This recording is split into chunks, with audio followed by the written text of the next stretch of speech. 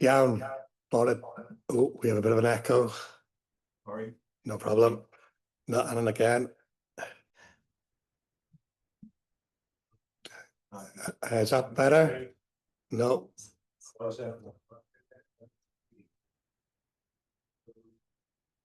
Just bear with us when we sort out. Is that better? Still one. There's still one, I think. Yeah. At hwn yn well? Yeah. Good. Iawn. Bore da pawb. Croeso cynnes. Warm welcome to everyone to the Planning, Taxi Licensing and Rights Away Committee on Thursday, 23rd of October. And although a few minutes late, open the meeting at 3 minutes past 10. So we have a number of items before us this morning, and we'll start off item in our agenda. Apologies and roll call, please, Carol. Thank you, Chair. So, Councillor Gareth D. Jones. Ama. We've had apologies from Councillors Adrian Jones and Tom Colbert. Councillor Angela Davis. Ama. Councillor Deb Edwards. Councillor Fleur France Morgan. Here. Councillor Peter James. Present. Councillor Ed Jones. Present. Councillor Gareth E. Jones. Present. Councillor Karina Kenyon Wade. Present. Councillor Carl Lewis. Present. Councillor Gareth Pugh has sent apologies. Councillor Edwin Roderick. Councillor David Selby has sent apologies. Councillor Elwyn Vaughan. Councillor Jonathan Wilkinson. Present. And Councillor Hugh Williams. Ama. Thank you, Chair. Diolch, thank you very much, Carol. Also like to welcome members of the public who are joining us in the chamber and those at home.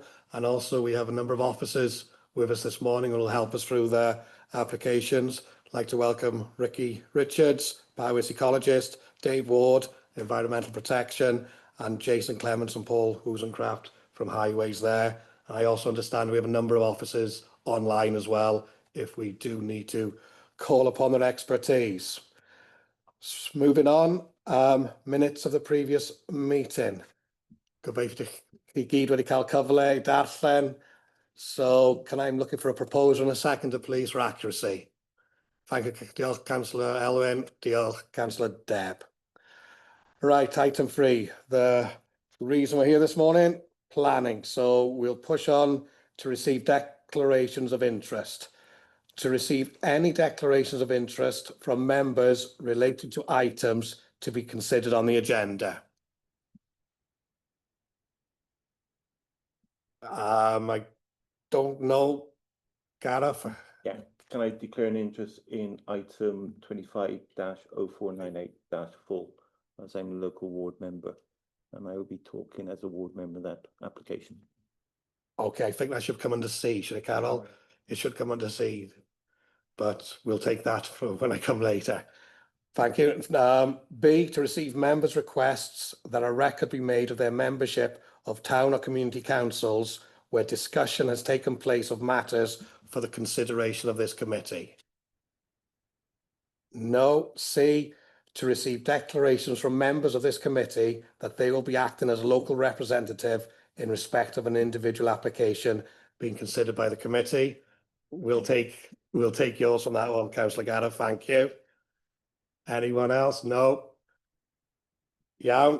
And D, to note the details of members of the county council who are not members of the committee who will be acting as local representatives in respect of an individual application being considered by the committee. I understand, Carol, we have Councillor Lucy Roberts online and also Councillor Amanda Jenner. Are you happy for me to declare their interest so we can move on, say bring them in?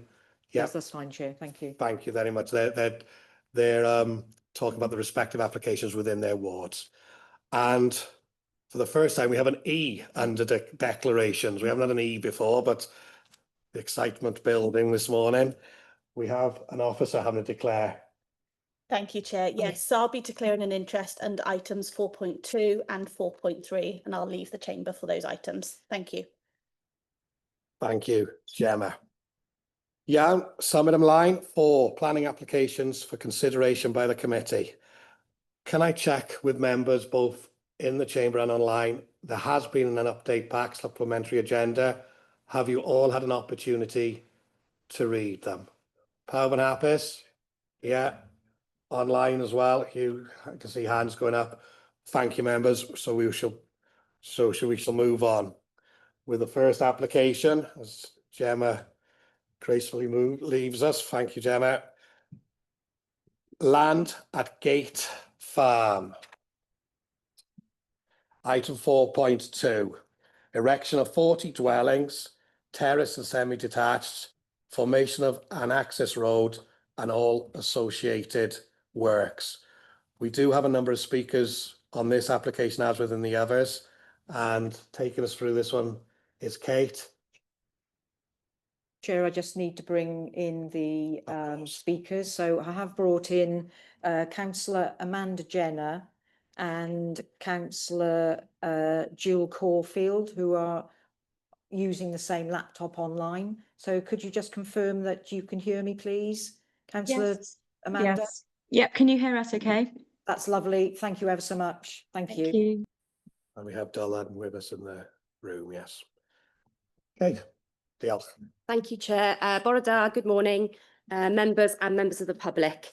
As the Chair's outlined, this is application 24-1839 full for the erection of 40 dwellings, formation of access roads and all associated works, land at Gate Farm, Criggion Lane, Trewern.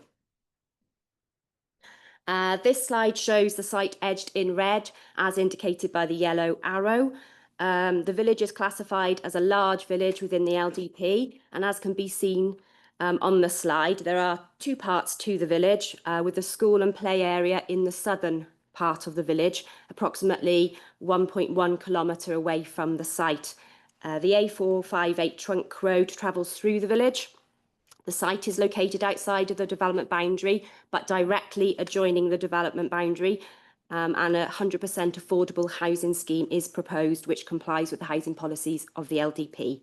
The Affordable Housing Officer has confirmed that there is a need for affordable housing in the locality. This is a zoomed in version of the previous slide. The site is edged in red again with the yellow arrow showing the site. The site extends to approximately 1.4 hectares. The housing estate of Pentre Gwyn is located adjacent to the site, as you can see, as well as the commercial unit to the northwest. This is the site again. The site rises to the rear towards the north. The site is accessed off Criggion Lane, which meets the A45 trunk road to the east of the site. This is the site location plan. The public right-of-way in the locality is shown with a dashed green line. The red line indicates the outline of the site. This photograph is taken with the case officer's back to the field access. The site is currently a compound that accommodates building materials for the site opposite. Sorry, Kate, sorry to pause you. Can we just confirm that all members can hear us at home? I've just seen something in the chat, but not everyone can hear us. We can hear. Councillor Hugh can hear us. Councillor Carl? Yes, can hear you, Chair. Yeah, and was it Councillor Angela? Councillor Angela.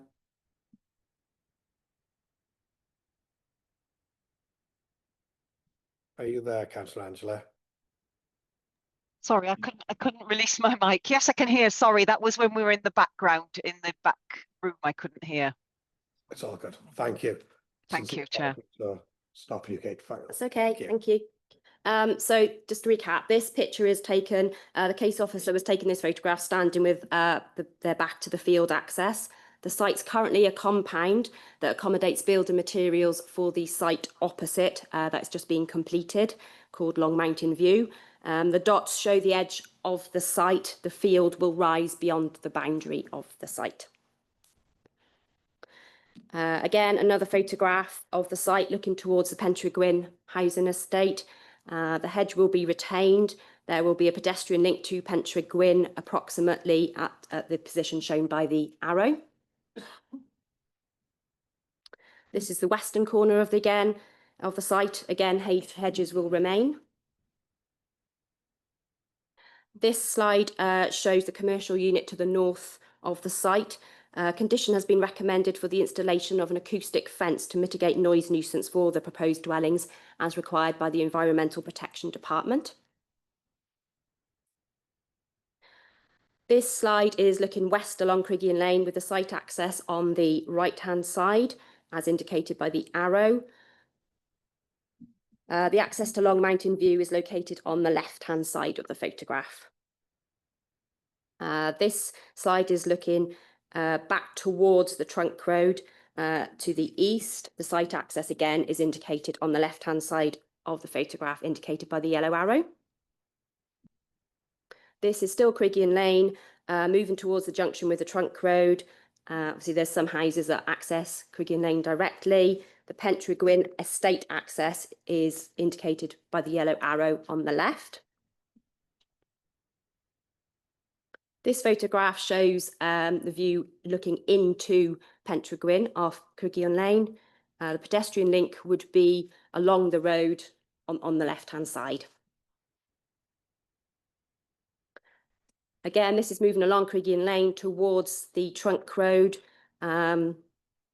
Trunk road is at the end, the junction indicated by the red arrow. This is standing at that junction with Criggion Lane and the trunk road, looking towards the school direction or the Welshpool direction. This is standing at the junction again, looking towards the Shrewsbury direction with the bus stop on the left. This is just a bit further away from that bus stop, looking east.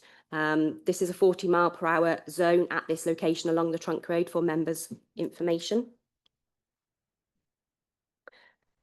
This slide shows the site constraints. Public footpath to the west of the site marked with a black dashed line, but it's not within the boundary, but it does follow the boundary line quite closely. There are listed buildings to the east marked with black dots, but they're not within the line of sight of the site, and they are at some distance. The trunk road shown in the thick green line and Criggion Lane shown with a yellow line. This site indicates the layout and house types. 6 one-bedroom properties are proposed, 18 2-beds, 10 3-beds and 6 4-beds, so 40 in total. They would all be affordable dwellings. 90 off-road parking spaces are proposed, 8 visitor spaces. The layout's been designed around a central community garden located in the lower central area. Additional amenity space featuring tree planting is proposed in the far eastern corner. The layout is broken into smaller clusters with blocks positioned at varied angles, which introduces visual interest. The use of terraced housing has enabled a higher density development and allowed generous green spaces, which is seen as a positive element. This slide shows the landscaping proposals. As mentioned above, the community garden area and additional amenity space features tree planting. Extensive planting has also been proposed otherwise, including infilling of existing hedgerows, new native hedgerow planting, native tree planting and native wildflower and grass seeding. Conditions recommended for the implementation of the planting and landscaping scheme. Biodiversity enhancements also proposed in the way of, again, the planting, bird boxes, bat boxes, hedgehog-friendly fencing. Open space areas are proposed. However, a condition has been recommended for the submission and approval for a scheme of formal play provision, an equipped play area, given the distance from the existing play provision in the village, which is located in the sort of area of the school. I've got a series of slides now of the elevations of the properties. They're using a mixture of materials of brick and timber under tiled roofs. So I'll just go through the slides. So this is one of the semi-detached properties. Another semi-detached, another semi-detached there. It's a terrace of 4. Terrace of 3. Another of the terraces of 3. Another terrace of 3. And another terrace of 3. Again. Another, and then a terrace of 4. 3, and a final terrace of 3. And we've got a terrace of 2.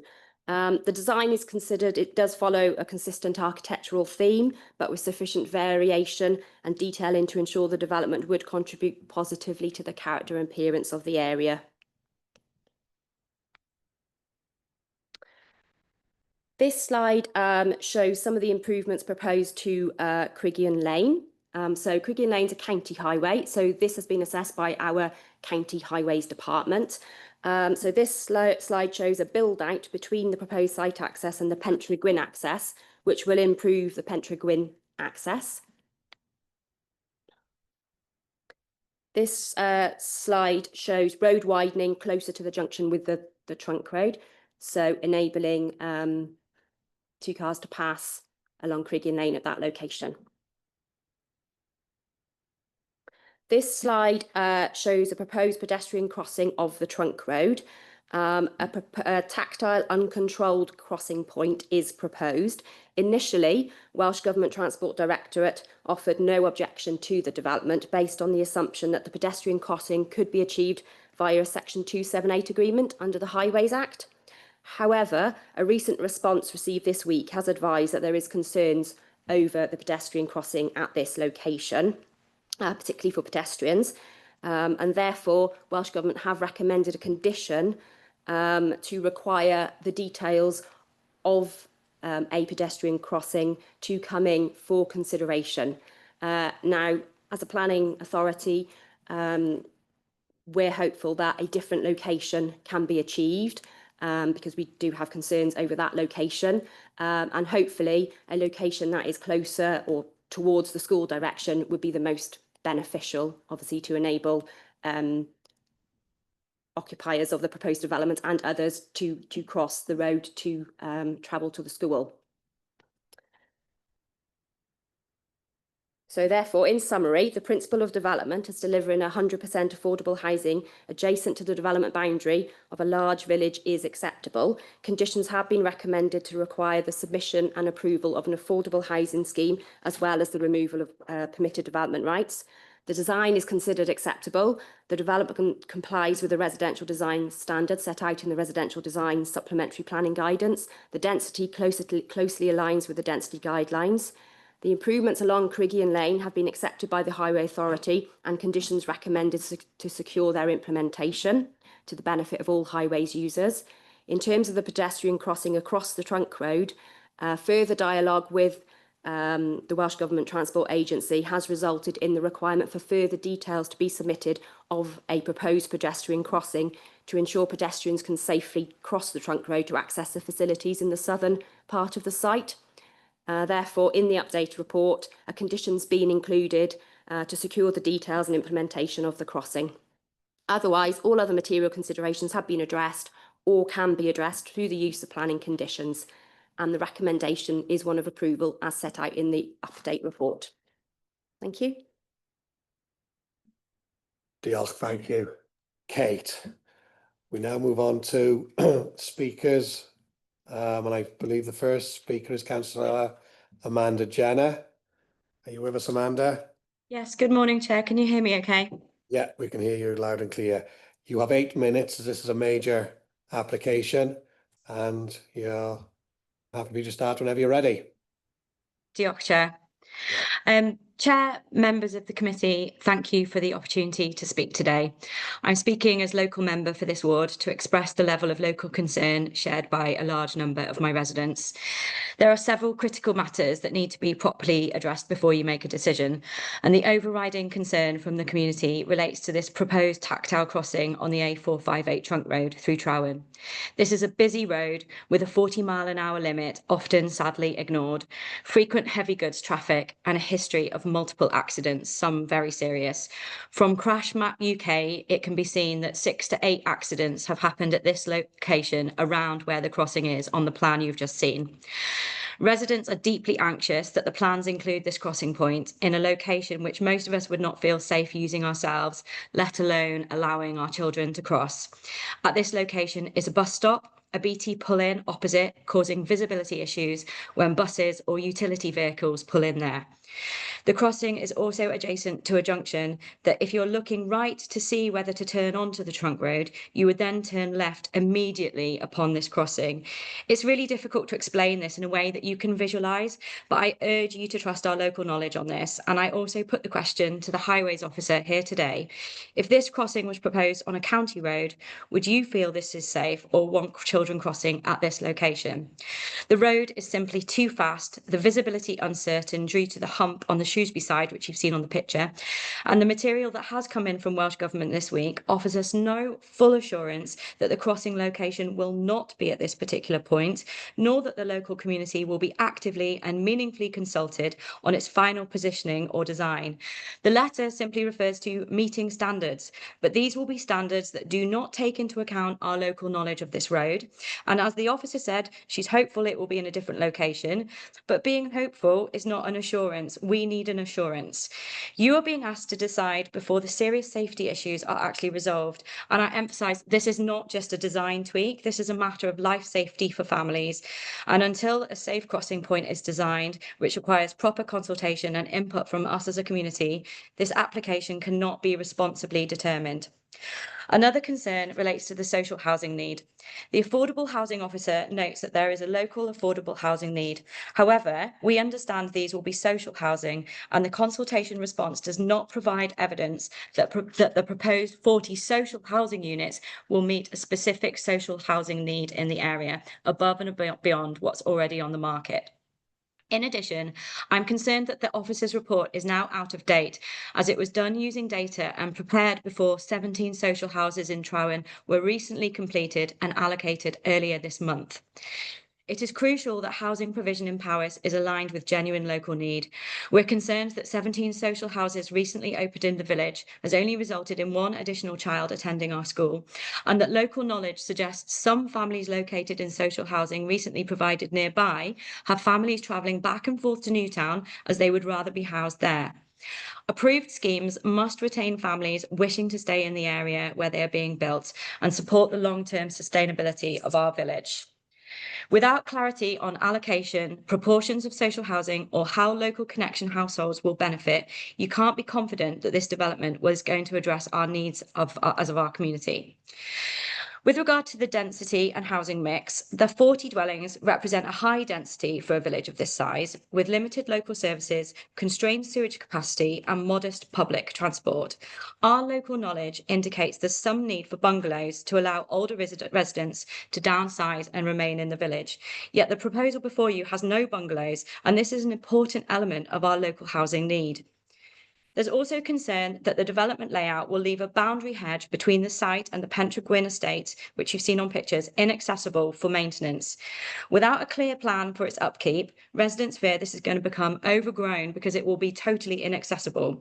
Before making any decision on this application, the committee should be assured that the scale, layout, and mix of housing is appropriate, sustainable, and responds to the village's needs. It has also come to light over the last day that there are unknown contamination risks at this site. I am informed that an environmental contamination risk has been highlighted for a location in very close proximity to this site. So I want to ask whether the environmental officer here today has assessed the contamination risk of Kai Post, which is the industrial unit adjacent to this site and used to be a waste disposal site. We don't know whether there's any toxic or contamination risks that could affect this location. Residents have also provided evidence during the consultation that there is a flooding risk from heavy rainfall, with water rushing down from the surrounding fields towards existing homes, and photos have been submitted during the consultation process. This local knowledge has not been fully considered and is not in the report before you today.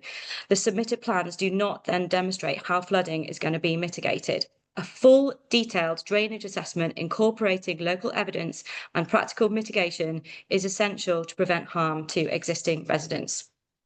Chair, members, I support the principle of providing social housing where there's need. I support sustainable development that strengthens our rural communities. But this proposal in its current form leaves critical questions unanswered.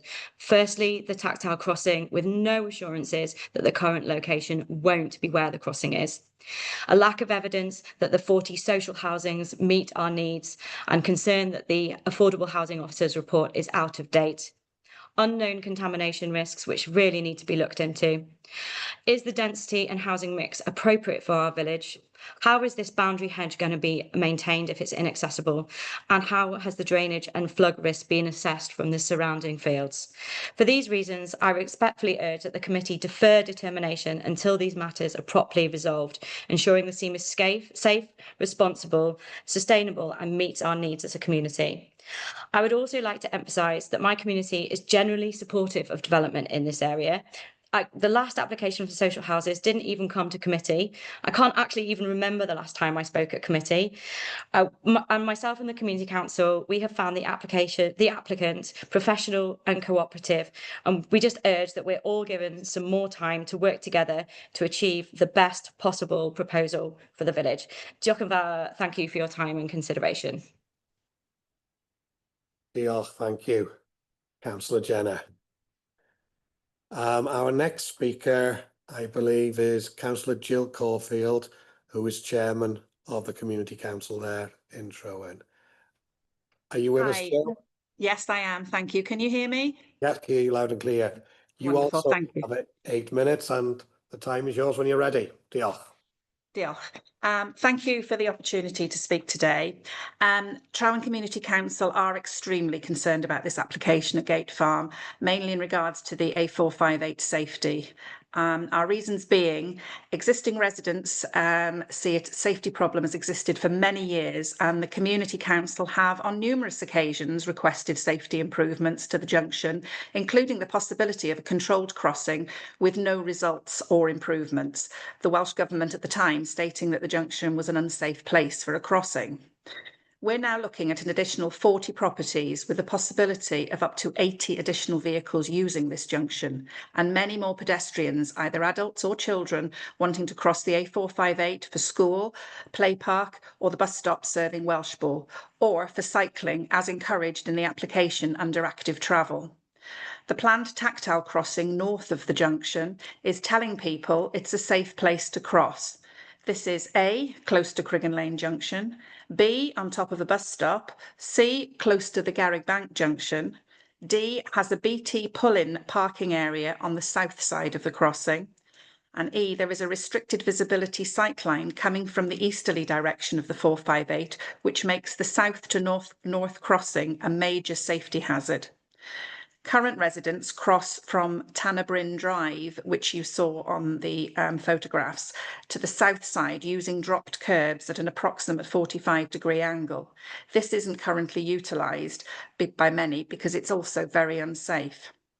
The Community Council and local residents who know the area very well feel a safer place would be to have a footpath from Tannerbryn, which is to the right-hand side of Criggan Lane Junction, down towards Vronhael Farm, towards the school, taking the hedgerow back and installing a footpath with a crossing on the straight part of the road, ideally a controlled crossing.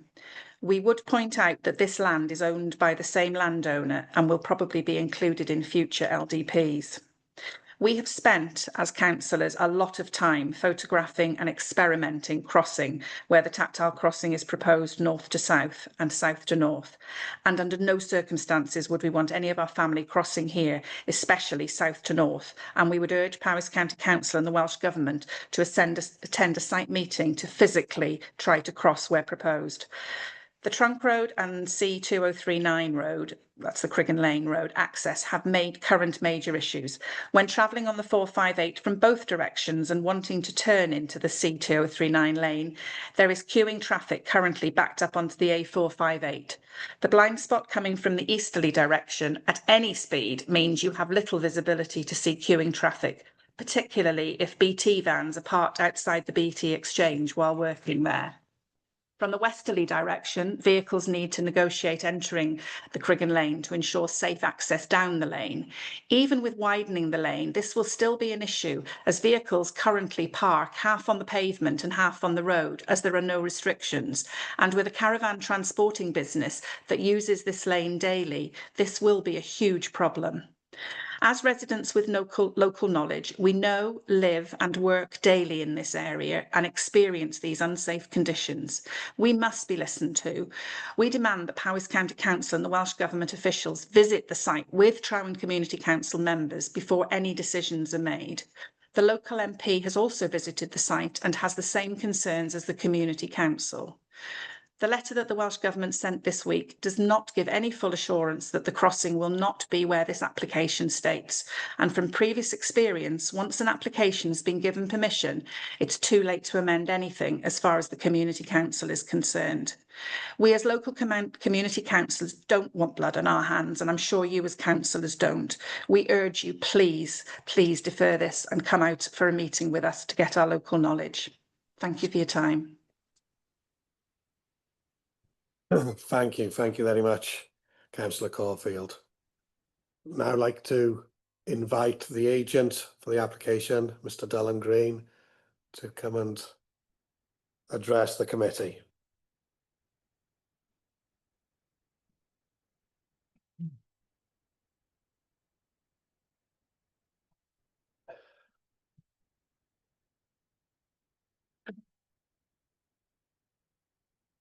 Likewise, Mr. Green, you have 8 minutes, and press the lights on. The time's yours when you're ready. Thank you. Okay, thank you. Diolch, Cadeirydd. Thank you, Chair, for the opportunity to speak today in support of the full planning application for the construction of 40 dwellings and associated works on land at Gate Farm in Trowan.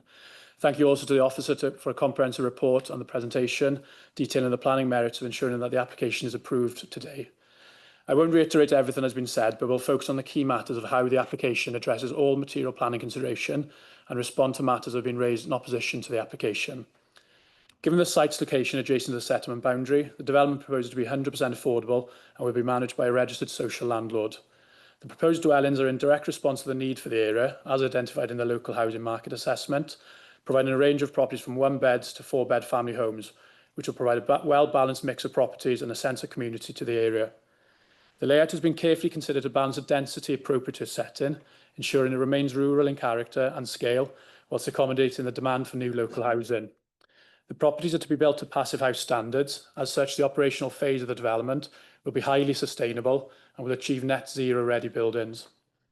The officer's report confirms that the proposal is considered to comply with policy H6 of the adopted LDP relating to housing exception sites and associated policies of the LDP, and contributes positively to meeting local affordable housing needs.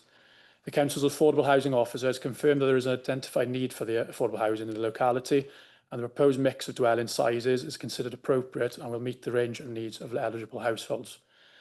It is noted that the impact of development on the highway network has been raised as a concern.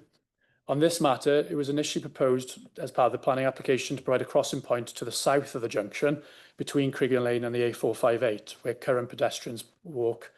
However, this was deemed to be unacceptable to the Trunk Road Authority, as we couldn't achieve the required visibility displays for the speed of the road.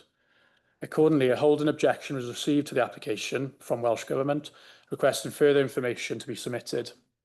This then led to further direct correspondence with Welsh Government and the submission of an updated pedestrian crossing plan, which showed the tactile crossing points to the north of the junction, with its maximised visibility along the A458.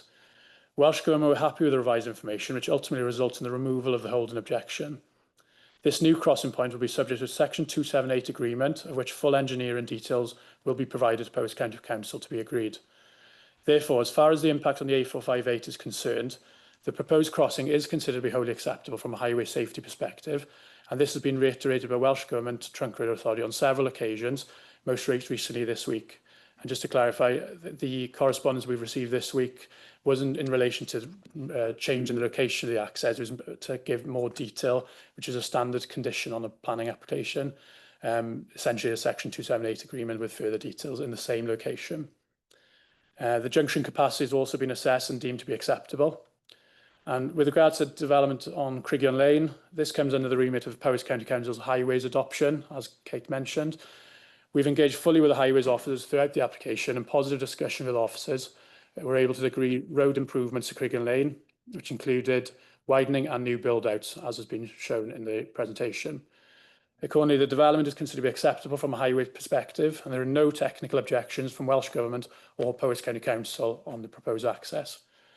Similarly, it is noted that the concerns have been raised regarding the capacity of the local sewer network and the adequacy of water pressure in the area. Havering Dyfrdwy as the statutory water and sewerage undertaker has been consulted and has raised no objection to the proposal and the use of their facilities. Therefore, as before, there are no technical grounds to refuse the application on this matter either. Several objectors have expressed concerns regarding localised flooding and surface water runoff at the site and at the adjacent Pentre Gwyn estate. On this matter, the application is accompanied by a detailed SAB strategy, which shows how overland flows directly affecting the development will be intercepted as they enter the site and collected in a range of sustainable drainage systems. No surface water within the development will affect any development, property or land outside of the development boundary. Finally, with regards to impact on the amenity of adjacent properties, the layout has been designed to ensure sufficient separation distances between the proposed and existing dwellings, along with the angled orientation of the new units, sufficient to mitigate any concerns. The retention and enhancement of existing hedgerows will also help to further mitigate any possible impact. To conclude, therefore, the application presented before you today represents an acceptable form of development and has been recommended to be approved by your technical officers. By approving this application today, it will allow the registered social landlord to apply to Welsh Government for funding to deliver the affordable housing within this financial year and will allow the property to be constructed as soon as possible. I ask you members of the committee, therefore, to support the application in accordance with the officer's recommendation. Diolch. Diolch. Thank you, Mr. Green. Members, over to yourselves. First I've got is Councillor Elwyn Vaughan, then Councillor Carl, and then there's a list. So we'll start with Councillor Elwyn, then Councillor Carl, please. Diolch, Cadeirydd, and diolch, thank you to the speakers also. I think the number of different issues here, which we need to perhaps look at individually. The two main things that jump out at me, obviously, the concerns in relation to water and any flooding potential or runoff, etc. But I'm understanding reading the documents, there will be a separate SUDS application anyway. And as we all well aware, therefore, that is a matter for them to be happy and content with, and therefore we should take that as said. And of course, NRW and Hafren Dyfrdwy are also content with the proposal. The other thing, of course, is the matter with the trunk route agency and the discussions that have been going on. I don't know, do the officers in the room have anything to add to what has been said? Perhaps is the first thing. I'm looking across to you. Paul, are you willing to add? I can come in if you want, Chair. Good morning all. Yes, we have a complex situation here because we've got two different highway authorities. As been explained, I've looked at the county road network along Cregan Lane and that has been satisfactorily resolved, and obviously we've got Welsh Government as part of the trunk road. Now, the planning officer and myself had a meeting with Welsh Government and the Trunk Road Agency this week, and I believe we may have a colleague on the line, I'm not sure, Carol. Andrew Jones is the route manager for the Mid-Welsh Trunk Road Agency, and he was involved in that meeting, so I think it would probably be more appropriate for him to comment on the crossing, as they are the highway authority for that road and not Powys County Council. Can I finish there, Paul? Councillor O'Mara did ask a question. Were you happy with it currently? Would you be content giving your opinion on that question that she directly put to you? I think what I would confirm is that I had attended a site meeting with the local community council. I don't think that was mentioned in her presentation, but me and Lorraine, the previous officer, were there. But I think it would be unfair for me to really comment on an application which is really part of another highway authority. So I'll leave that to Andrew. Appreciate that. Would you wish to bring Andrew in now, Councillor Elwyn? Yes, why not? Yeah.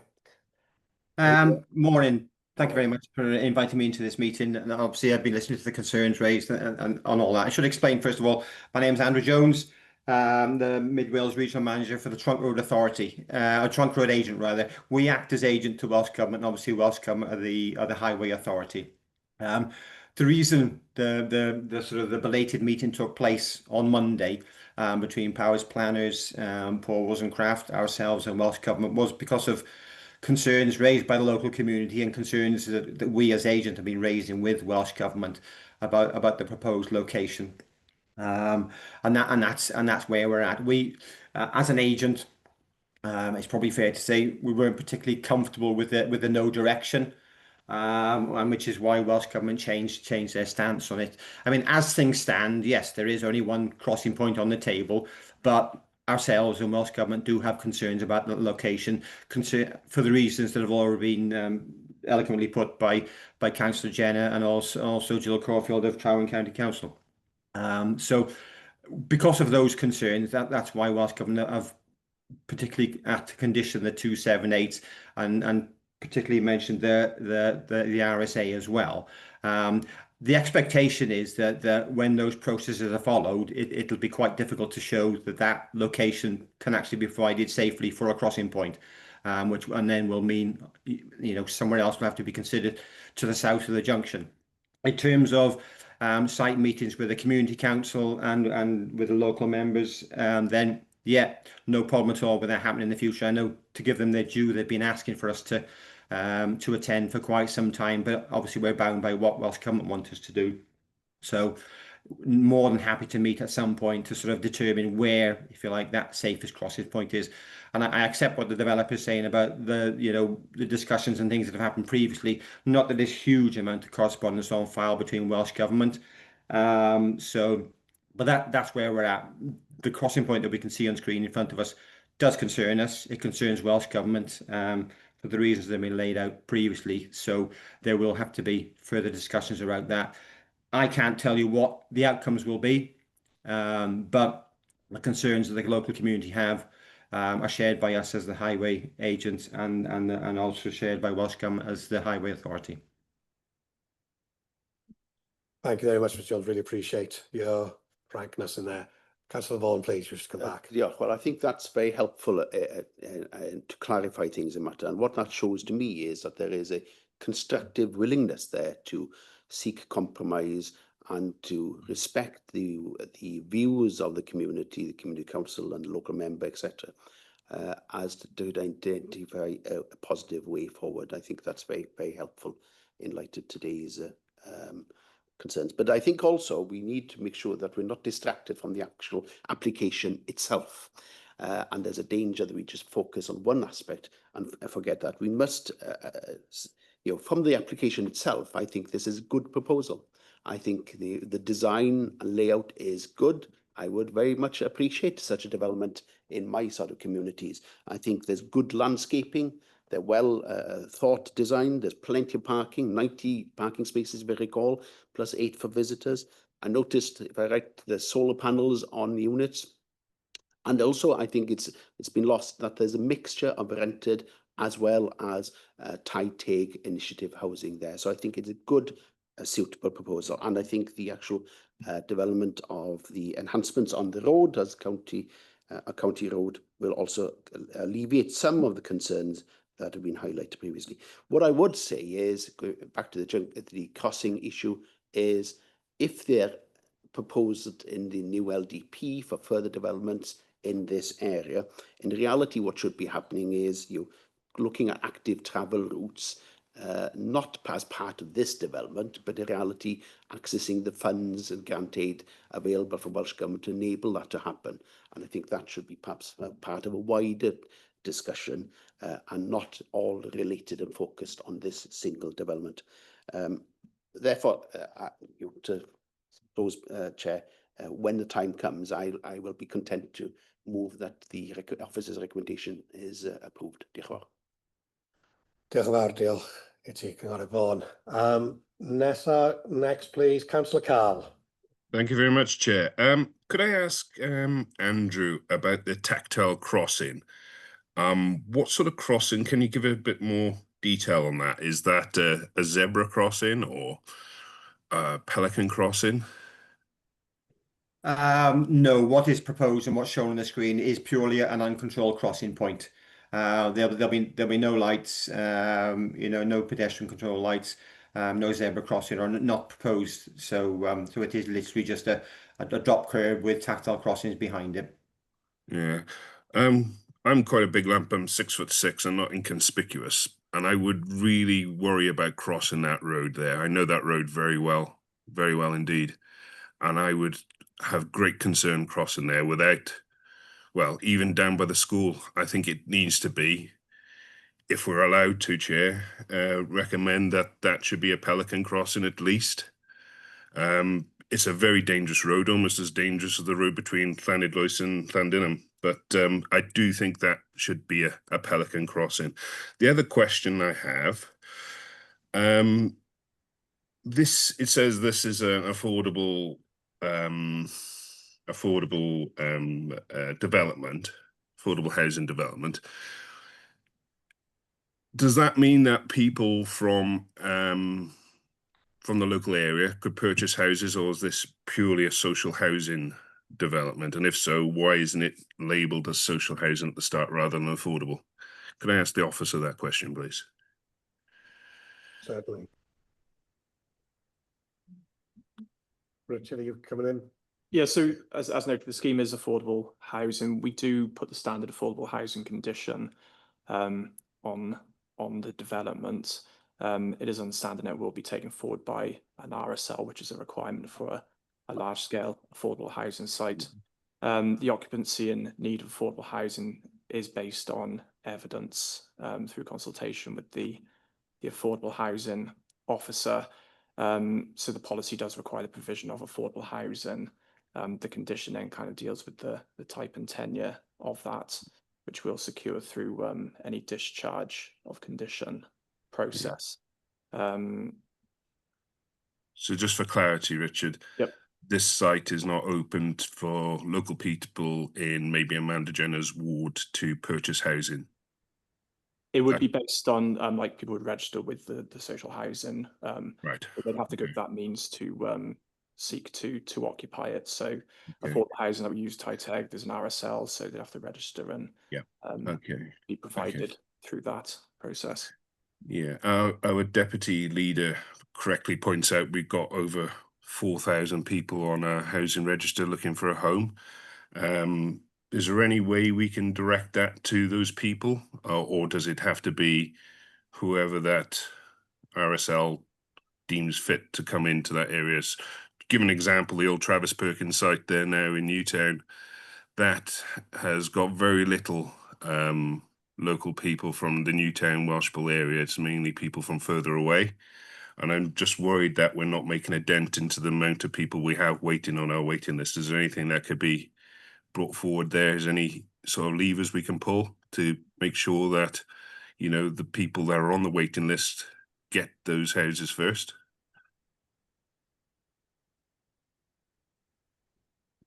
I think there is a condition which would require the details of affordable housing to be provided, type tenure. I think through the registration of people requiring affordable housing, they would indicate preference of location given their personal circumstances. This would all be dealt with through, this is why we consult affordable housing departments. If this was approved and the condition was to be discharged, just to ensure that the dwellings being constructed are meeting the need, which is evidence within the application, but also further that the occupancy is also meeting that need. I think it just said as well, yeah, people probably put down a preference of location of where they would wish to seek to reside as well as part of their registration with affordable housing registers. Okay. Yeah, I'm just a little bit concerned that the local members' views have been run over roughshod here. You know, Councillor Amanda Jenner has correctly pointed out that her ward needs bungalows, and here we are. Social housing, you know, is quite a rural area. Amanda Jenner's ward, similar to my ward, and it seems, yeah, as Councillor Elwyn Vaughan has pointed out, they are brilliant houses. They're very nice, and there's nothing wrong with them. I've got nothing to complain about. Just seems an odd development in quite a rural area that doesn't have great links to Welshpool, Newtown. You know, you are out on a limb a little bit there. Yeah. Going back to the 278 agreement on the highways, are we able to, if this committee's minded to go ahead with the proposal, to put a stipulation in that we expect a Pelican crossing to be placed somewhere appropriately, or better than a Pelican crossing? I don't know what the next upgrade is from a Pelican, but I think at least a Pelican crossing, so we've got traffic light systems there to allow elderly people, you know, young children, whoever it may be, to cross that road, because it's a very, very dangerous road, as we've heard from speakers already. I'll put that question now, Councillor Calber. I think we did hear off Andrew that they are willing to work with the community and with the planning officers here to take this forward. But Richard, are you able to respond to Councillor Carl's question regarding the? Yeah, I think, as noted, I think there is a willingness to provide a suitable crossing point on the road for the development. If we're subsequently approved through the discharge process, it could be considered and consulted on at that element.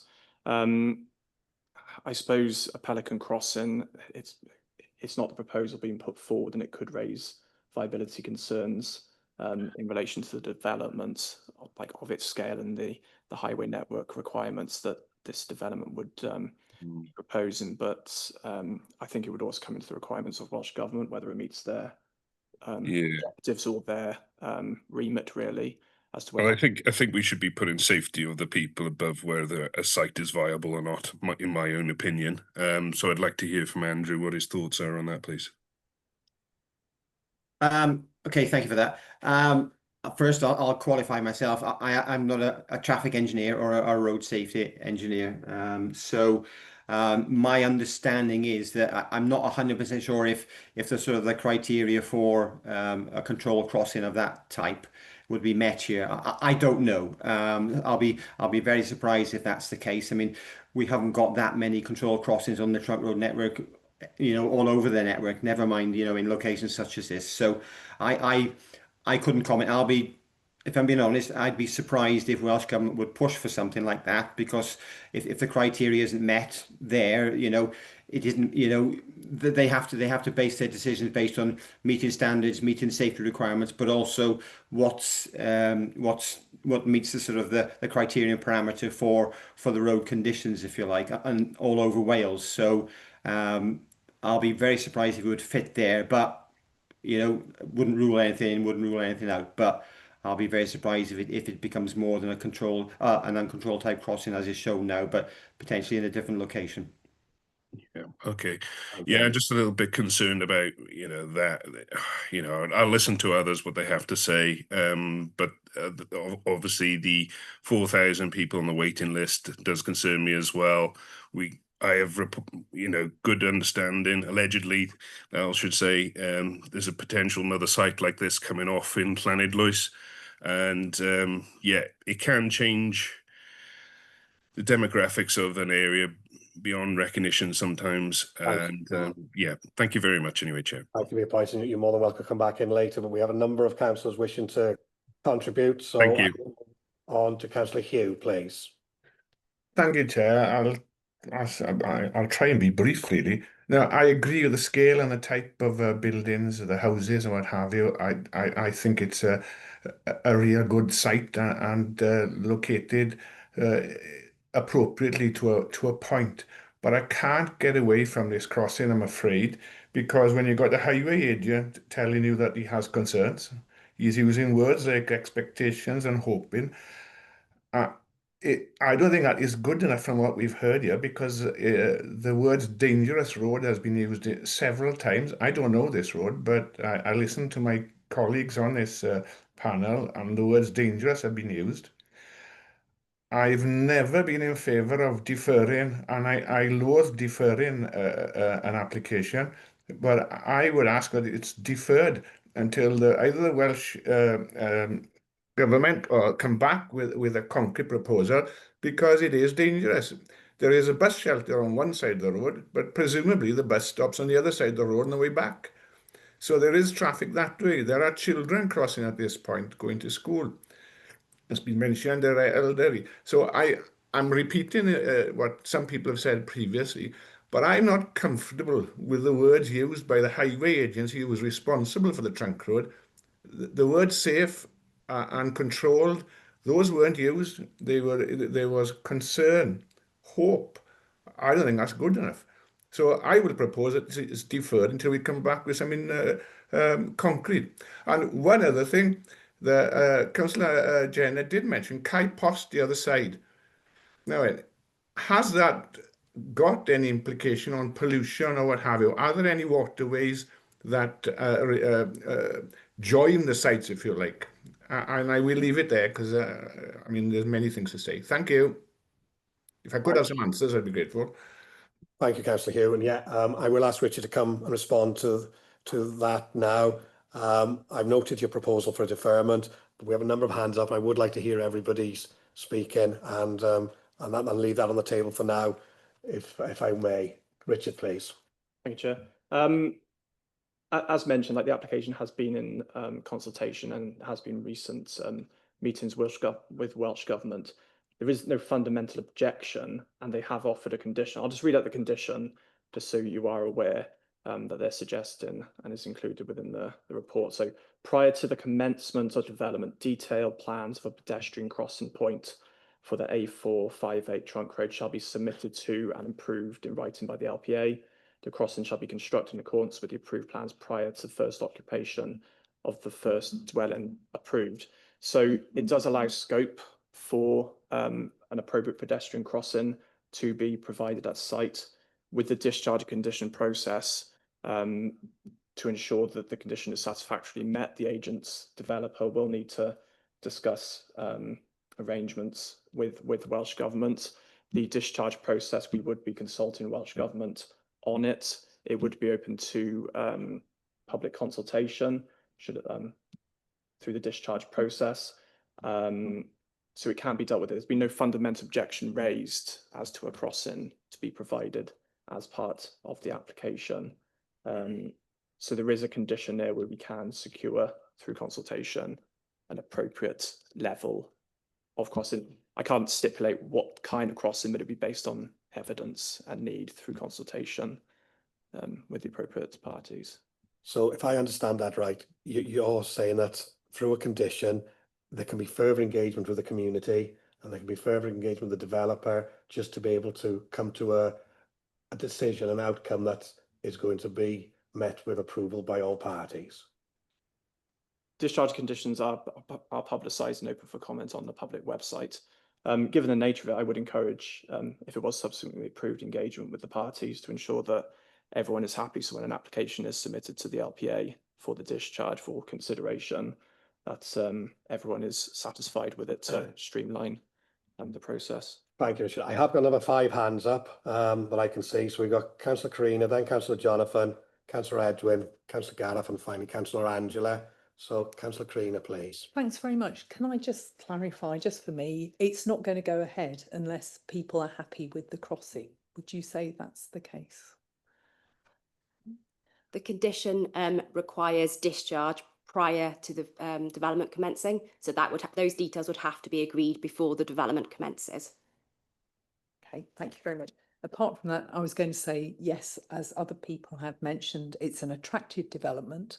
In my ward, a social housing scheme has just been completed where the Common Housing Register was consulted and a local connection with my area was proved. So local people. I was just going to ask about how affordable housing was allocated and how far Troan was from Welshpool. A couple of miles, 2 or 3 miles? Would you say it's a cluster development? Troan's about 4 miles from Welshpool, 4 or 5 miles from Welshpool. And is that how affordable housing need is assessed? That it's there's need in Welshpool and this is sort of cascaded to villages around Welshpool?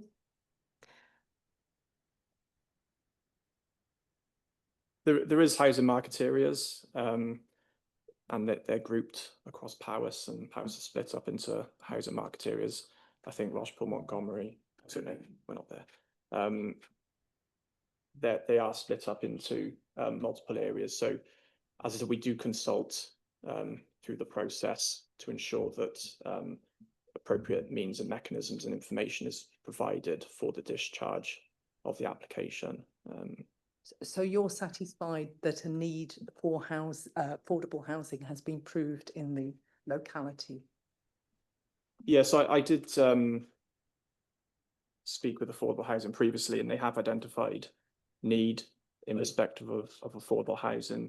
There is still a large requirement for affordable housing to be provided across the Powys LPA.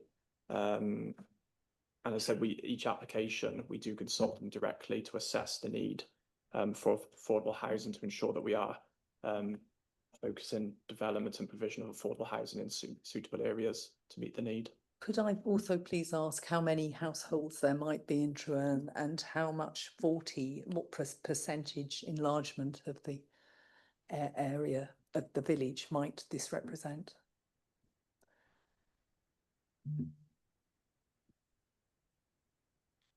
I wouldn't want to.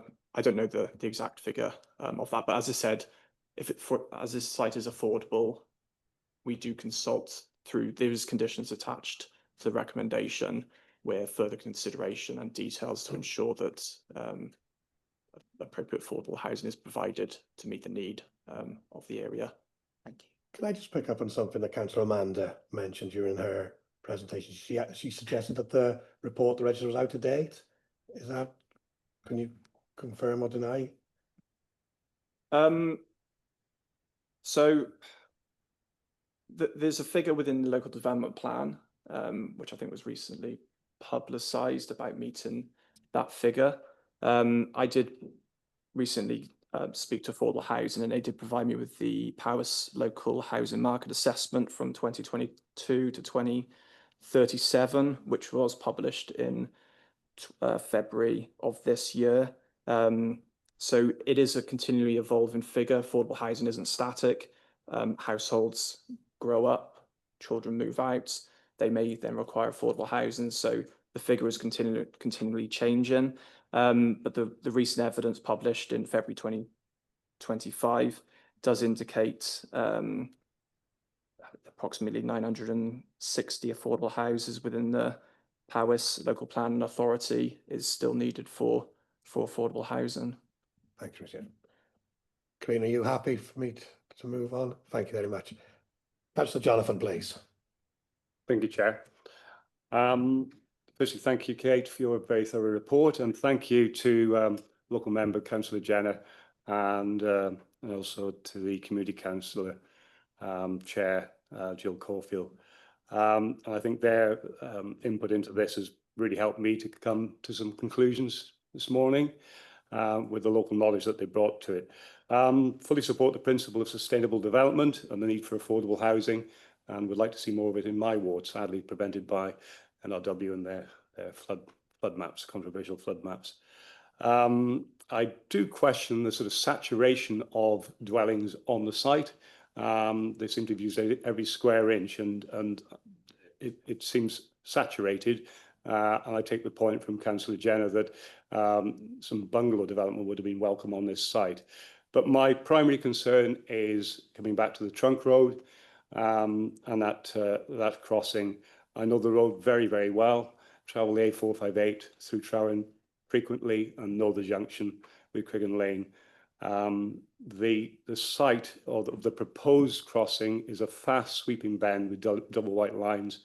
It's an extremely dangerous piece of road, as Councillor Jenner said, with history of RTAs, road traffic accidents on that road there and further along. And that's my primary concern. I'm concerned at the lack of engagement between Welsh Government, Trunk Road Agency and the community up to now. The last minute meeting smacks of panic to me, and clearly they were concerned that this may hinder this development, and I believe for the time being it should. I've acknowledged the last minute submission and I've read that.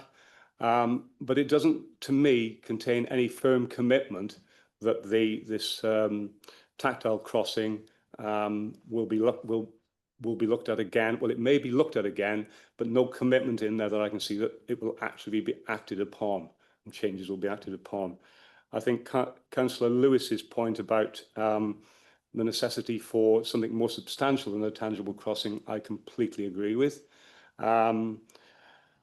So for those reasons, really, the lack of engagement up to now, the firm commitment that this will be addressed is my reason for requesting, Chair, a deferment to this. So we look at it again, having given the Welsh Government, the Trunk Road Agency and the community a chance to engage properly, and for this to be looked at properly again.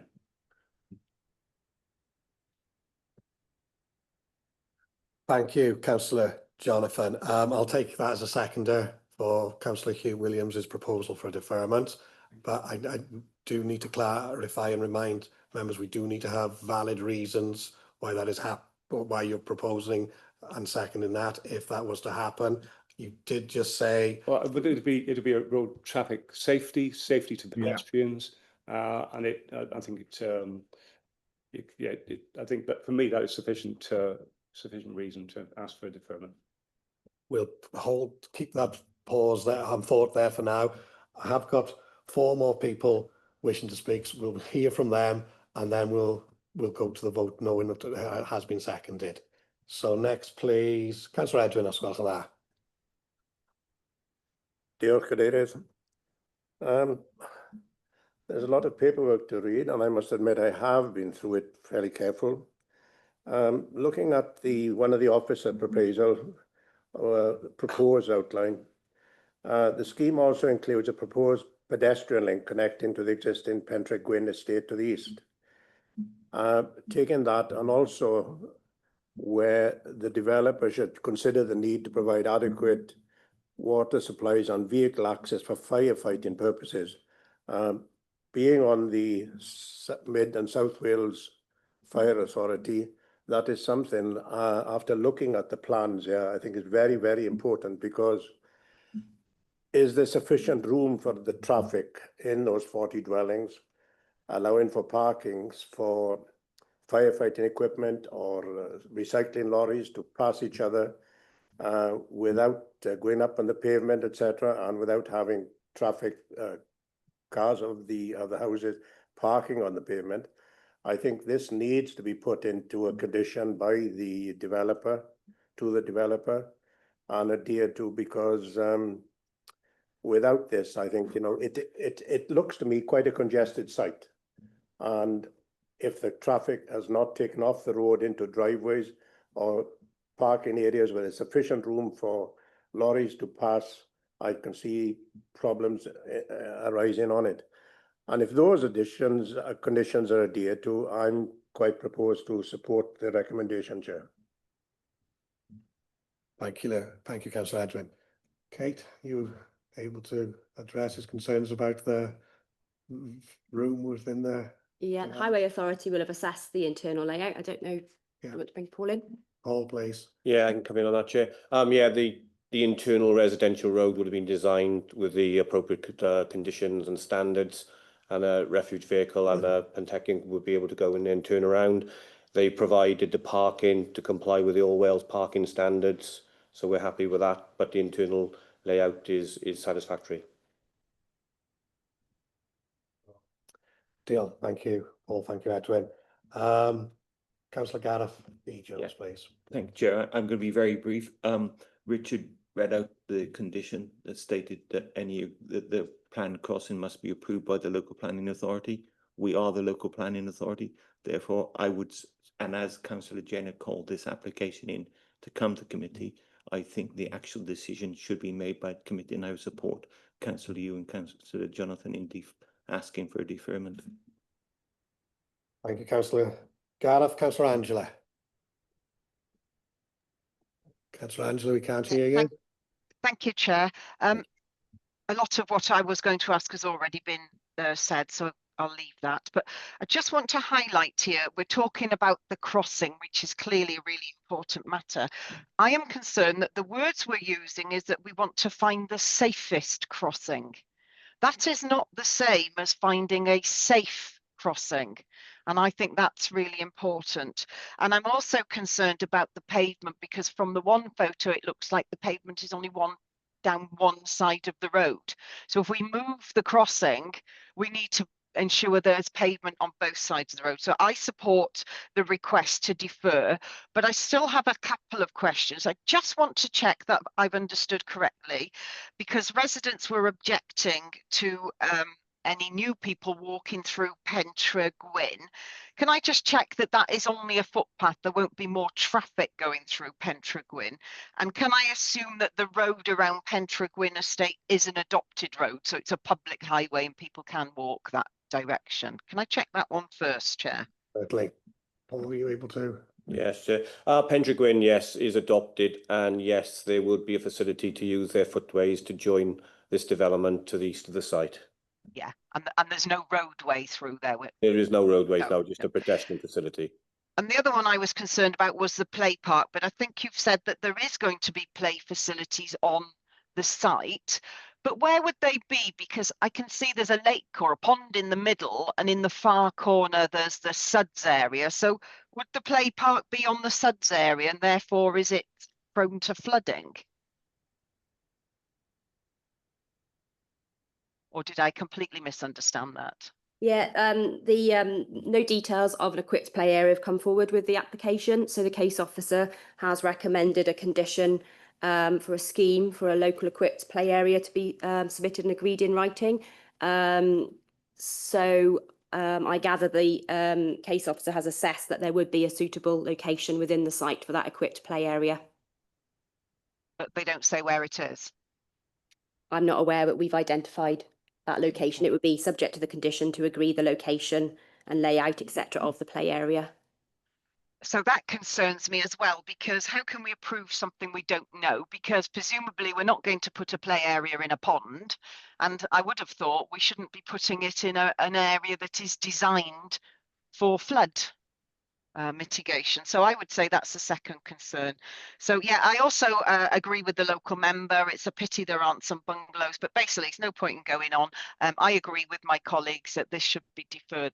I think these matters need to be resolved before we can make a decision. However, what I would like to add, for a change, I'd like to congratulate the agent, because they've done a lot of work here and they clearly have communicated, but it does seem that this one thing is a big thing, and I do think it needs to be clarified before a decision is made. Thank you, Chair. Thank you, Councillor Angela. Councillor Carroll, Councillor Alvin, I will let you back in, but please keep it short, as I want to move on with the proposal and second that I've had for deferment. So Councillor Carroll, please. Thank you very much, Chair. It's just a quick one. It's just a general request, really. When we have these sort of applications that are social housing in nature, would it be prudent upon this committee to request that it is noted at the front mainly for the public to know what these applications are, rather than just having, affordable housing? People see that in a very different view than having social housing on the front. So just a request that we clarify our position on what this application is going forward. Thank you very much, Chair. Thank you, Carl. I understand the officers have heard your comments and we'll take them on board. Thank you. Councillor Elwyn. Well, the only thing I was going to come back to basically about this matter of deferment. I think that's a very lazy way of handling this application. I think it's the wrong approach. There is a clear condition there which has to be discharged, and that is normal practice in planning. It has to be discharged before the development can actually proceed. And, it is a cop-out by this committee if we go down the deferment way. And all it will do, it increase the pressure on the housing association, which has to go apply for funding in this financial year. And we're already into October, and I think it's a very sad day and a wrong approach if that's what we do today. Yeah, deal. I've had a proposal and a seconder. I haven't had a seconder to go with the officer recommendation. Hold on, sorry, Councillor. Yes, I did, sorry, but I'll have to take that secondly. Rachel, would you be so kind as to come in and advise the committee as to where we are and where you see it from a legal perspective. Thank you, Chair. Yes, so we've got a motion to defer. The reasons I've got being road traffic and safety for pedestrians. Yeah. Members have to clearly articulate their reasons for deferral. But at the moment, I'm not seeing what it is that you're after in terms of information on anything over and above what can be dealt with via the discharge application. So if members could please address that. Rachel, there was no response, not a response. It was a bit woolly, really, about what is to happen there, whether it's conditioned or not. The highway agent himself said there were concerns.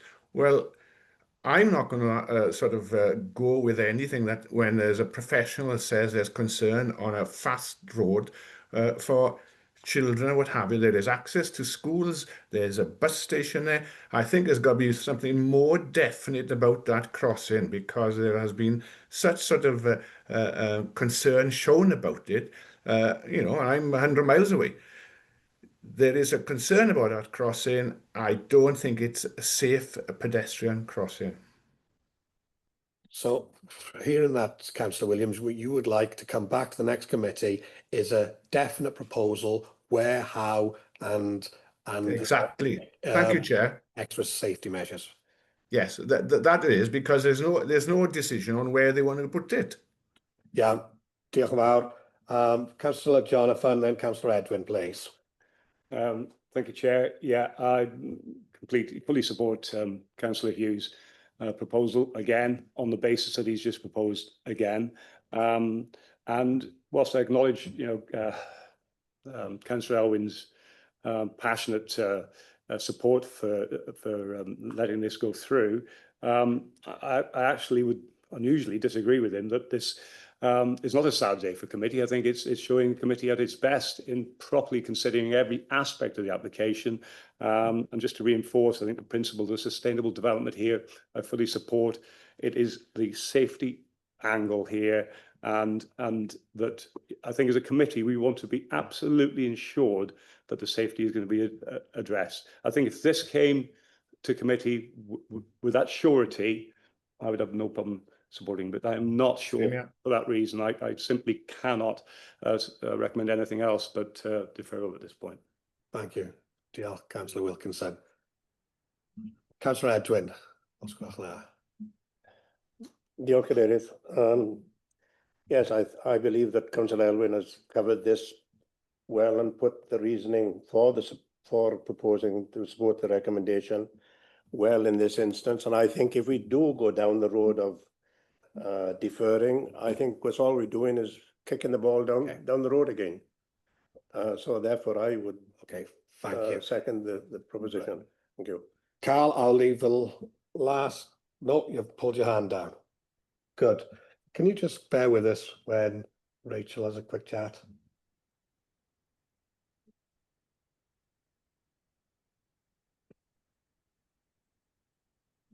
Right. With the reasons I've been presented and highlighted by Councillor Hugh and Councillor Jonathan, we're happy that we've got the reasoning in there. Carol, I'd like this to go to the vote, please. So it's been proposed and seconded that we defer this for the reasons of the safety of the crossing.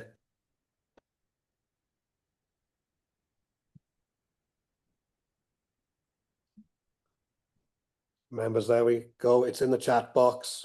4.2 at 11:21.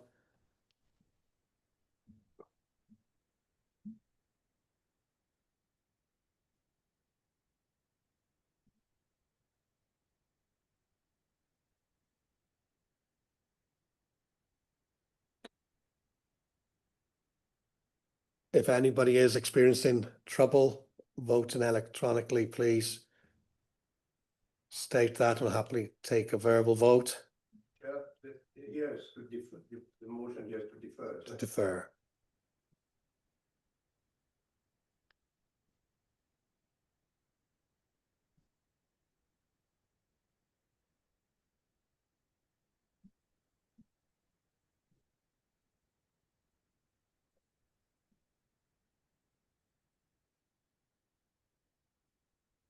Yep, Carol, please. So Chair, we've got 13 members eligible to vote. We've had 13 votes. I can see my screen. Hold on.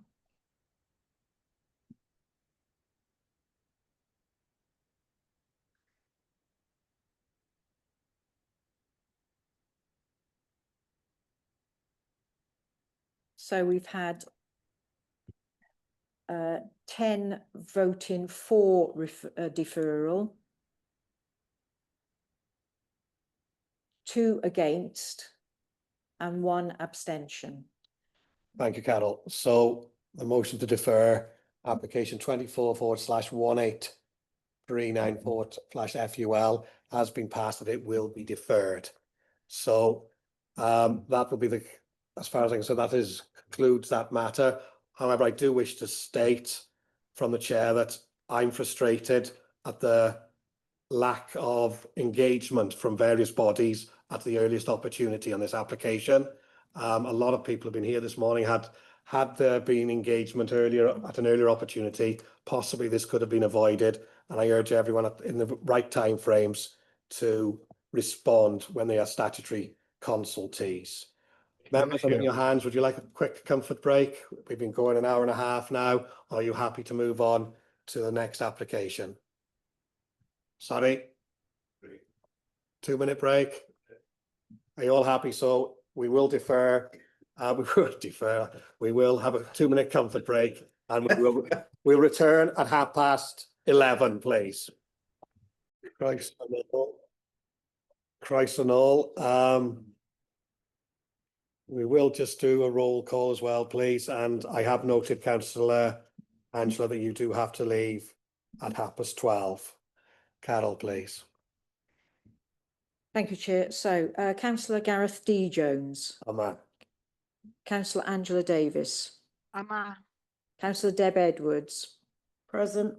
Councillor Fleur France Morgans. Present. Councillor Peter James. Present. Councillor Ed Jones. Present. Councillor Gareth E. Jones. Present.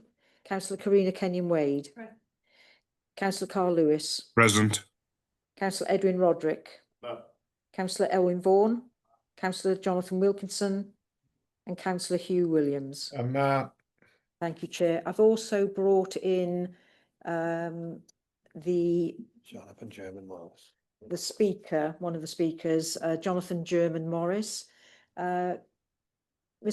German Morris, are you able just to confirm that you can hear us and that we can hear you? Yes, I can. That's lovely. Thank you very much. Thank you. Thank you. Diolch, Carol. 4.3 before us this morning, an application in erection of a rural enterprise dwelling, new access, treatment plant and associated works. We have a number of speakers also on this application, but starting off is our Officer Catherine James, who will take us through and to her recommendation, please. Thank you. Chair, members and members of the public.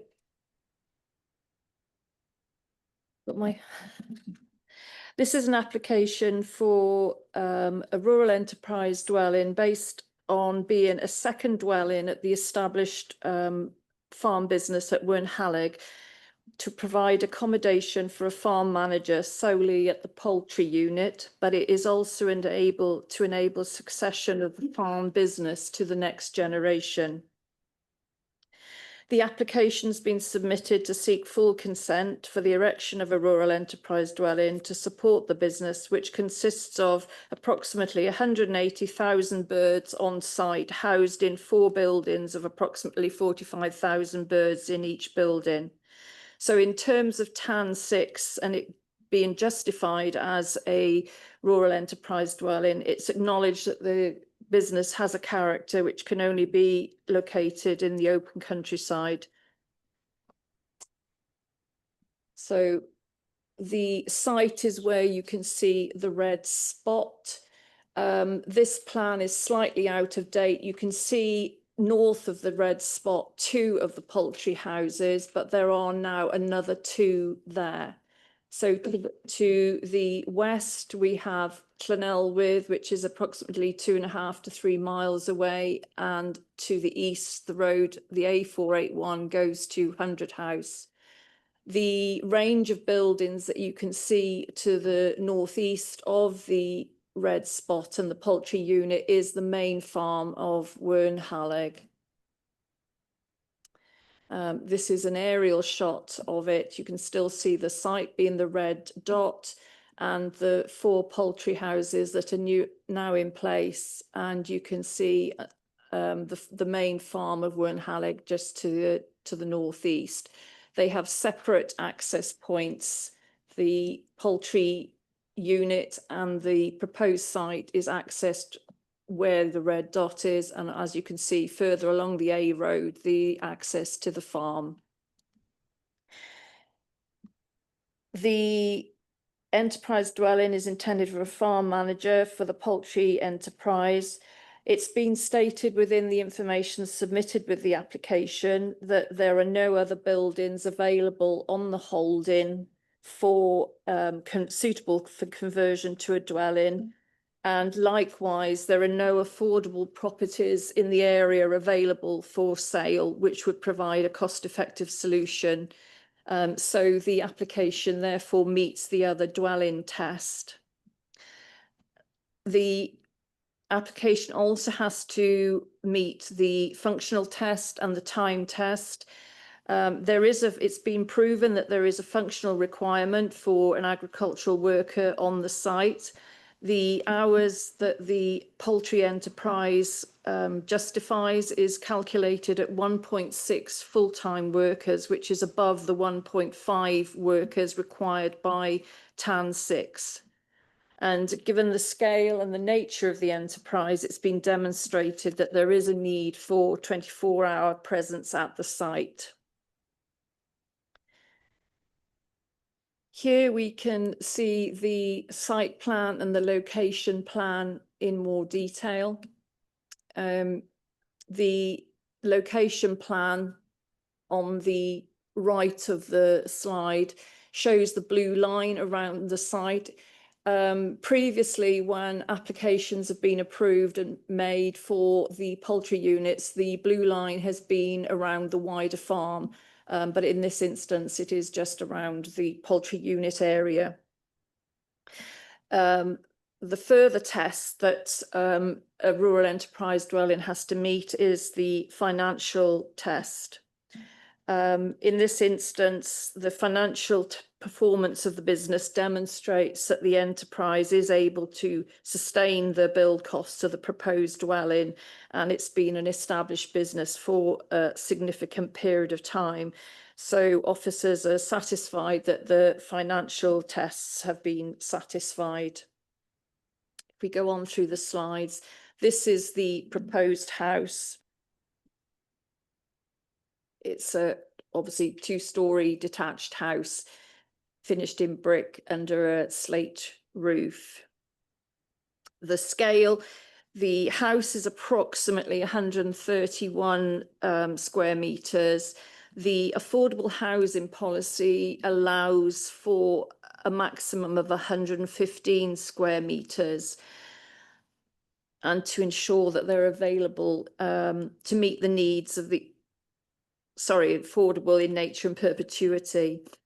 TAN 6, however, does acknowledge that a rural enterprise dwelling should meet the needs of the enterprise and not personal preference. But in this instance, it's accepted that the house, which is 131 metres squared, is acceptable for the enterprise, and that measurement also includes a farm office. I've got to apologise here. I make reference to the garage exceeding the permitted limit of 15 square metres. I've omitted to update the report. A plan has been received, and I think it's the next slide, that shows the reduced garage in size, which is at 15 square metres. So that is acceptable. If consent was given, I mean, you'll all realise that the recommendation is refusal, and I'm going to come to that in a minute. But if consent was given, then an occupancy restriction condition will be put on the proposed dwelling and the original farmhouse at Wernhalleg.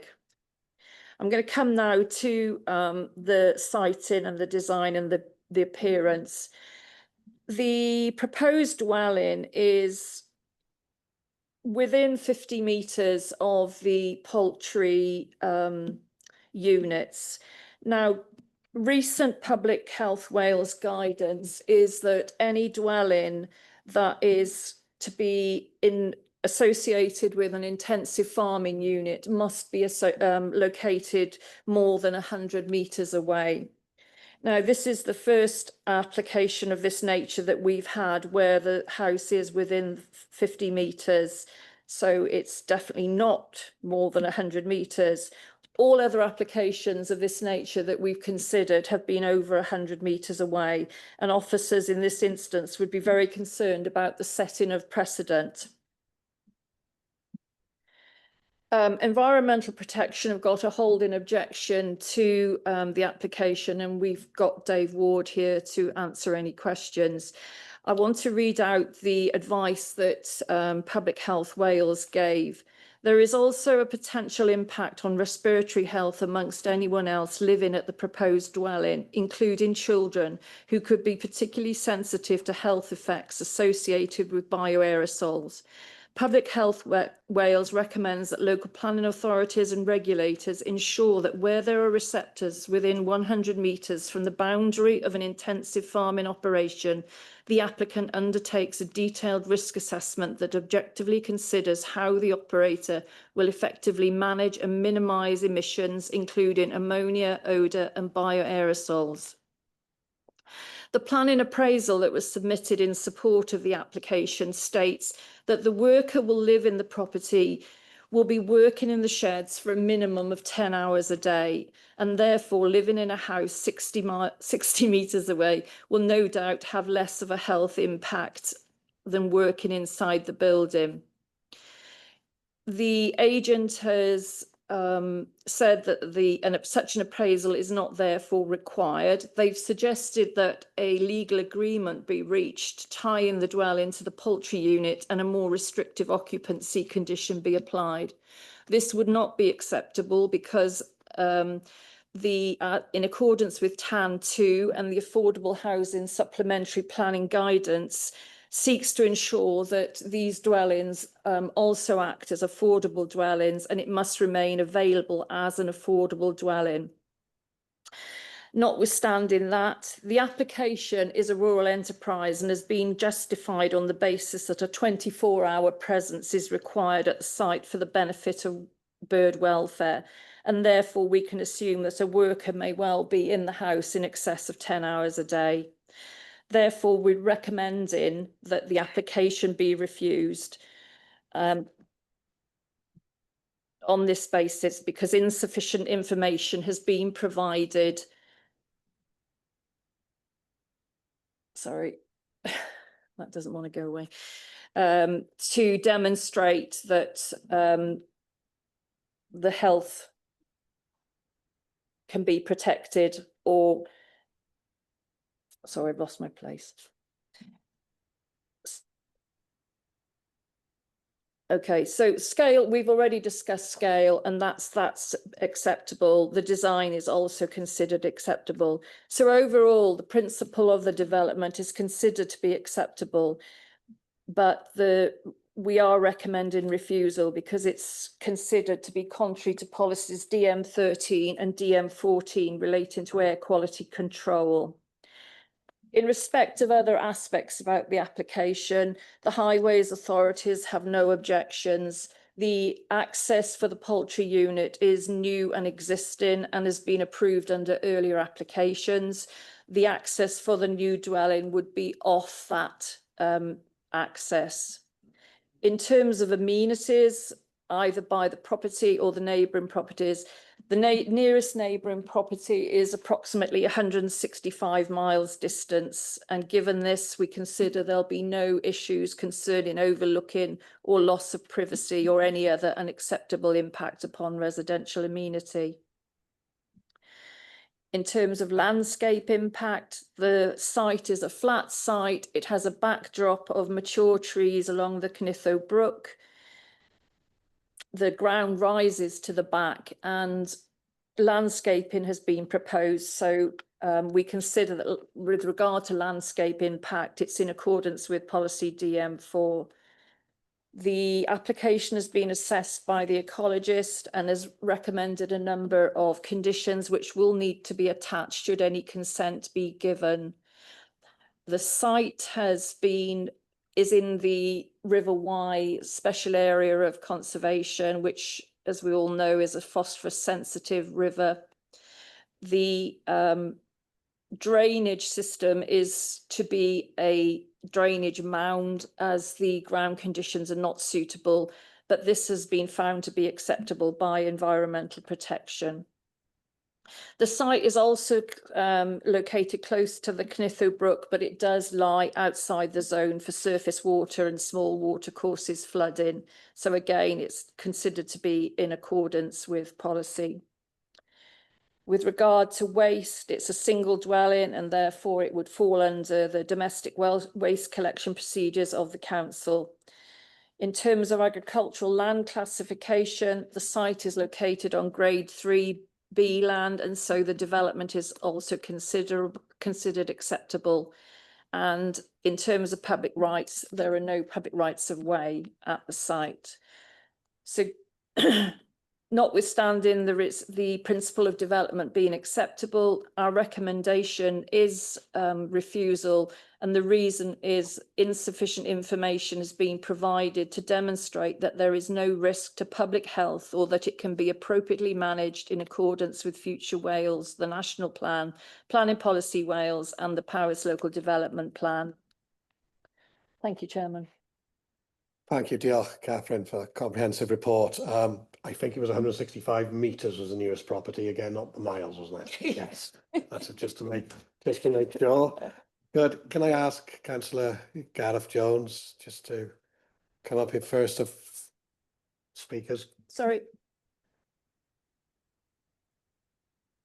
Councillor Gareth, you have 5 minutes to speak and you're well versed to what we're doing, so time's yours whenever you're ready. Thank you, Chair. And can I assure members I won't take up the 5 minutes. I'm going to leave that to the agent and Miss Davis when they speak. Can I just start by saying I've known Mr. Davis, I think, for about 50 years. My uncle used to farm the next door neighbouring farm to him, and I think we first met at the farm sale in about 1971, 72, I think it was. So I've known Kerry for a long time, and I know his family, and they're a very hard-working family, and the poultry unit is one of the areas where they've diversified their farming work, and I'm sure Sean will go into that a little more. Can I say I'm very pleased to see that Mr. Ward is here, because from the officer's presentation, this application would be approved apart from the issue around the bioaerosol issue. And I must say, from my personal point of view, when I read the report and it comes from environmental protection, I got a little bit confused because there's a few too many ifs in my mind, and it says about potential, doesn't say there is a risk, no, a definite risk. There's a potential of that risk, but I'll leave that to the agent and Sean to further develop that. One concern that one issue that wasn't mentioned in the office presentation is that, well, sorry, the officer did mention the poultry units are to the north of the proposed site of the house. Prevailing winds in this country is from the southwest, so a lot of the smells and emissions would be blown away from the proposed site. They'd go towards the actual farm set itself on Alog, which is over 100 meters away. And you know, I think that's a mitigation action in my mind, and I think I'd like to have Mr. Ward's view on that when members actually start questioning. And I'll leave it at that, Chair, if that's okay, and I'll leave it to the other speakers. Thank you, Councillor Gareth, thank you. Our next speaker is Mr. Jonathan German Morris, I believe, is joining us online. Mr. German Morris, can you hear us?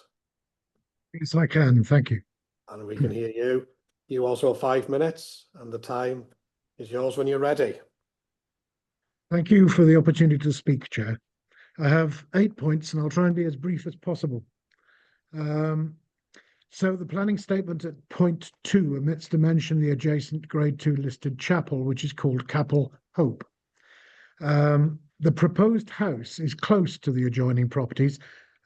165 metres is not it's a reasonably large distance, except when there's nothing there at all now for a mile. And then suddenly there is something there.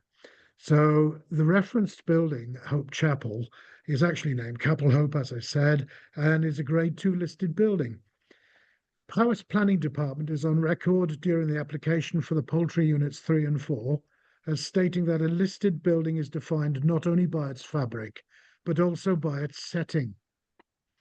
The previous application for the poultry units 3 and 4 required the concealing cover of a line of trees and some earthworks because of that viewpoint. The proposed house would be more acceptable if a barrier of trees around 5 metres deep, perhaps. Morris, can I ask you to kind of get the mic a little bit closer to you? I think a number of members are struggling to hear you 100%.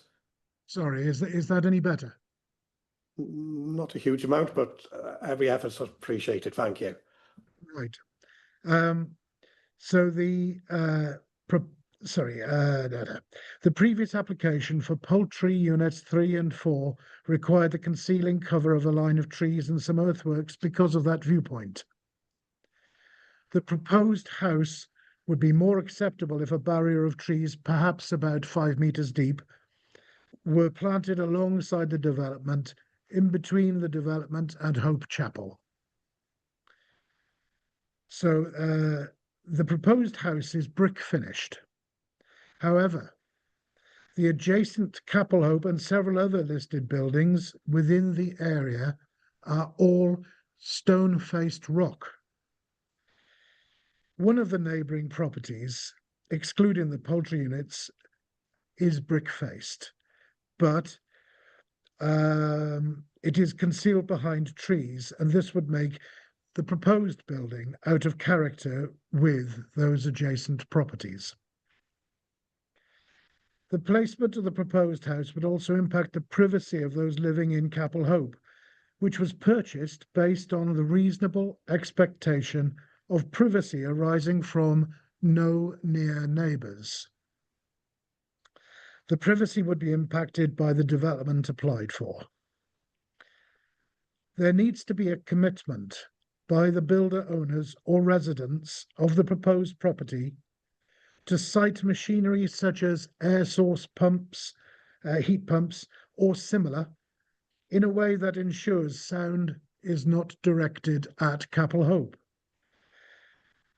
Although the A481 runs nearby, the traffic pattern is typified by short periods at the start and end of the day. And in the rest of the day, the traffic is infrequent and the surroundings are very, very quiet. Heat pumps are noisy when the weather is cold. This could impact the neighbouring properties with noise pollution. So having had nearly a year of significant dust and noise during the building of the poultry units 3 and 4, the prospect of further dust and noise is not welcome. The impact on Capel Hope was so severe that the purchase of 2 portable air purifying filters was required to manage the dust-laden air. It's requested as well that if the proposal is approved, that building works should only be done between 7:30 and 6 p.m. and not weekend works. And this would minimise the impact on neighbouring properties. So finally, there would likely to be an effect on local ecology. Not wishing to dispute the professional assessments presented, developments in the field would be 1 minute likely left. to affect. Hello? Just advising you, 1 minute left. Thank you. Chairman Morris.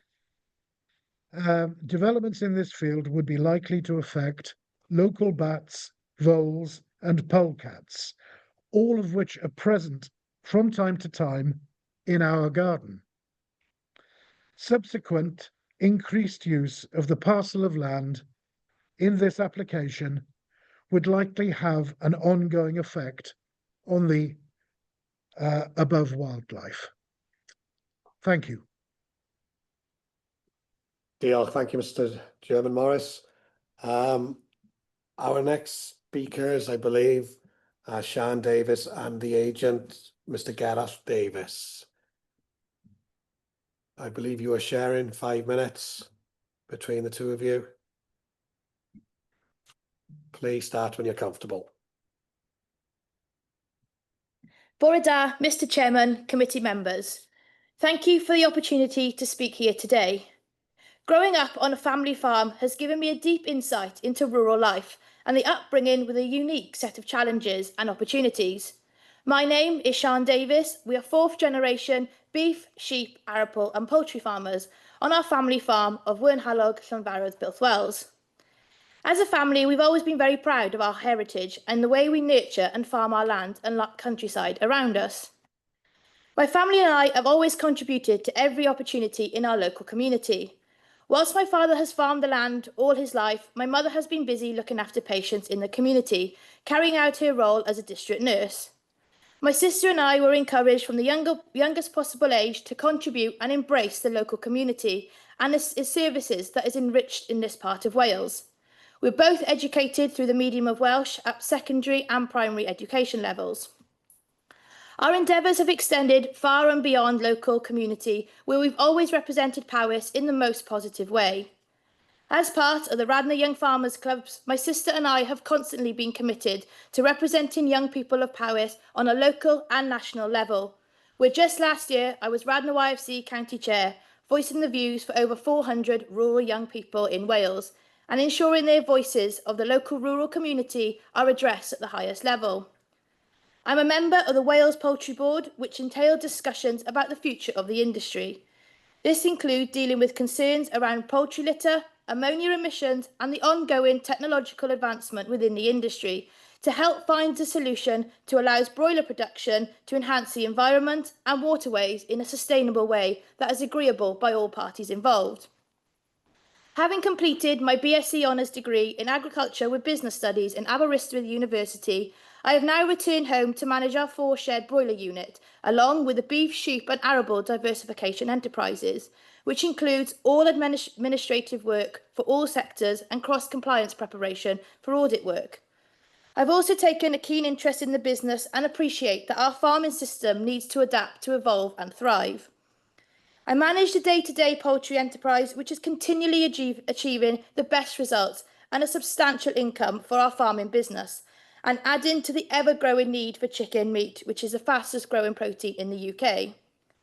Now with a 4-shed site, it has now meant that we need to employ a full-time stockman on site along myself to ensure the birds are kept to the best welfare possible standard. I manage all the administrative side of the poultry business, which include preparing and organising 4 to 5 cross-compliance audits each year. Our stockman manages the day-to-day welfare of the birds and is required to be on site 24 hours a day for the alarm system. All alarms at the poultry unit have to be responded within less than 5 minutes. The dwelling we are proposing here today is vital for the continued sustainability of the poultry enterprise, and our contract with our company do expect site surveillance for bird welfare. The proposed dwelling could not be moved further away given the limited ownership of the poultry business and holding and the need to be on the entrance of the poultry unit. Going on to the reason for refusal, Environmental Protection asked for a bioaerosol assessment.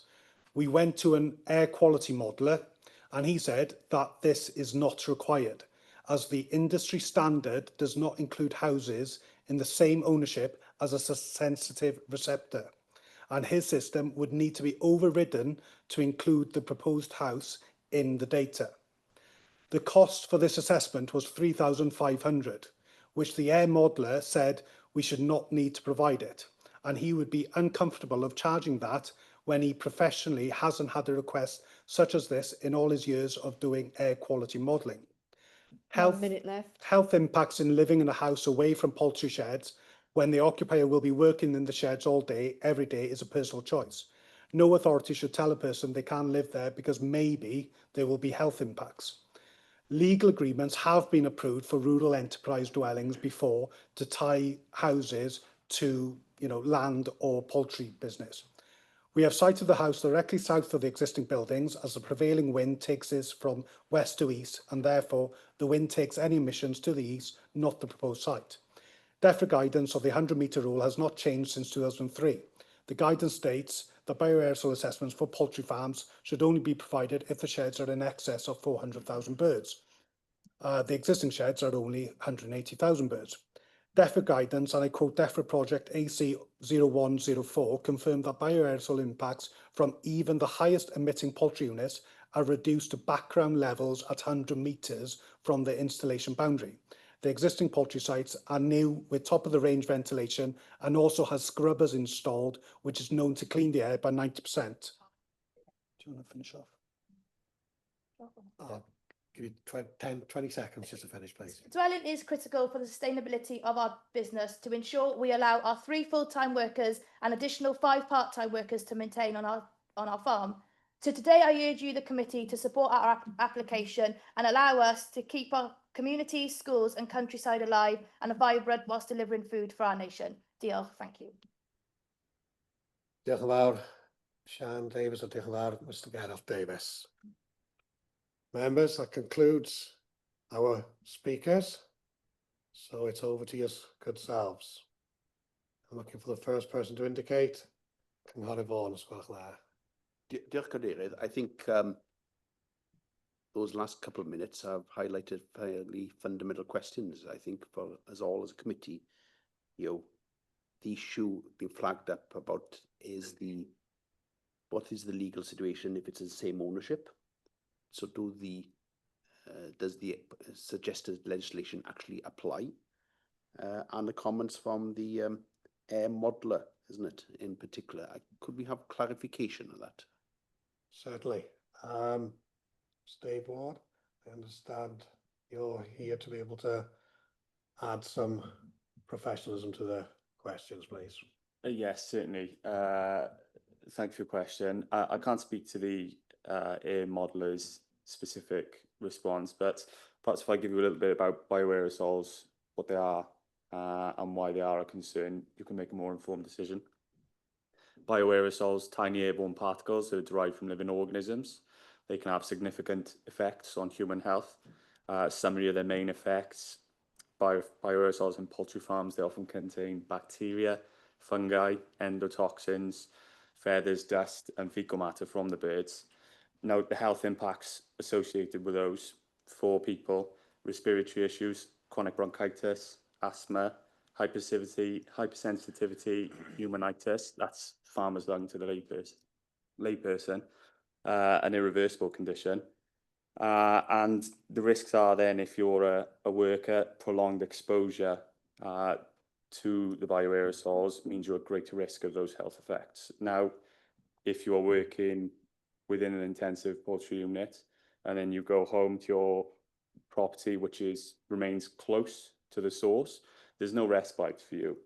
Well, there's perhaps no respite for any young children who may, if people decide to have a family, they're living there as well. Younger children at greater risk of the health effects caused by bioaerosols, immune systems, etc., are younger, not developed.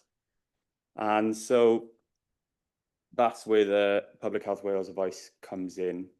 If you are more than 100, if the dwelling is more than 100 metres away from the source of the bioaerosols, it gives you some respite. You are allowed to reduce down to background levels then. We know about the health effects. This is not just a personal opinion. It's studies been done by the HSE. There's a number of pieces of literature on the matter.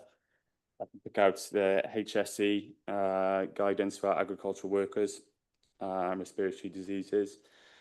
The summary of this document, official HSE guidance, states that agricultural dusks, including poultry dust, complex mixtures of inorganic and organic materials, spores, bacteria, endotoxins, and it outlines that inhalation can trigger asthma, rhinitis, conjunctivitis.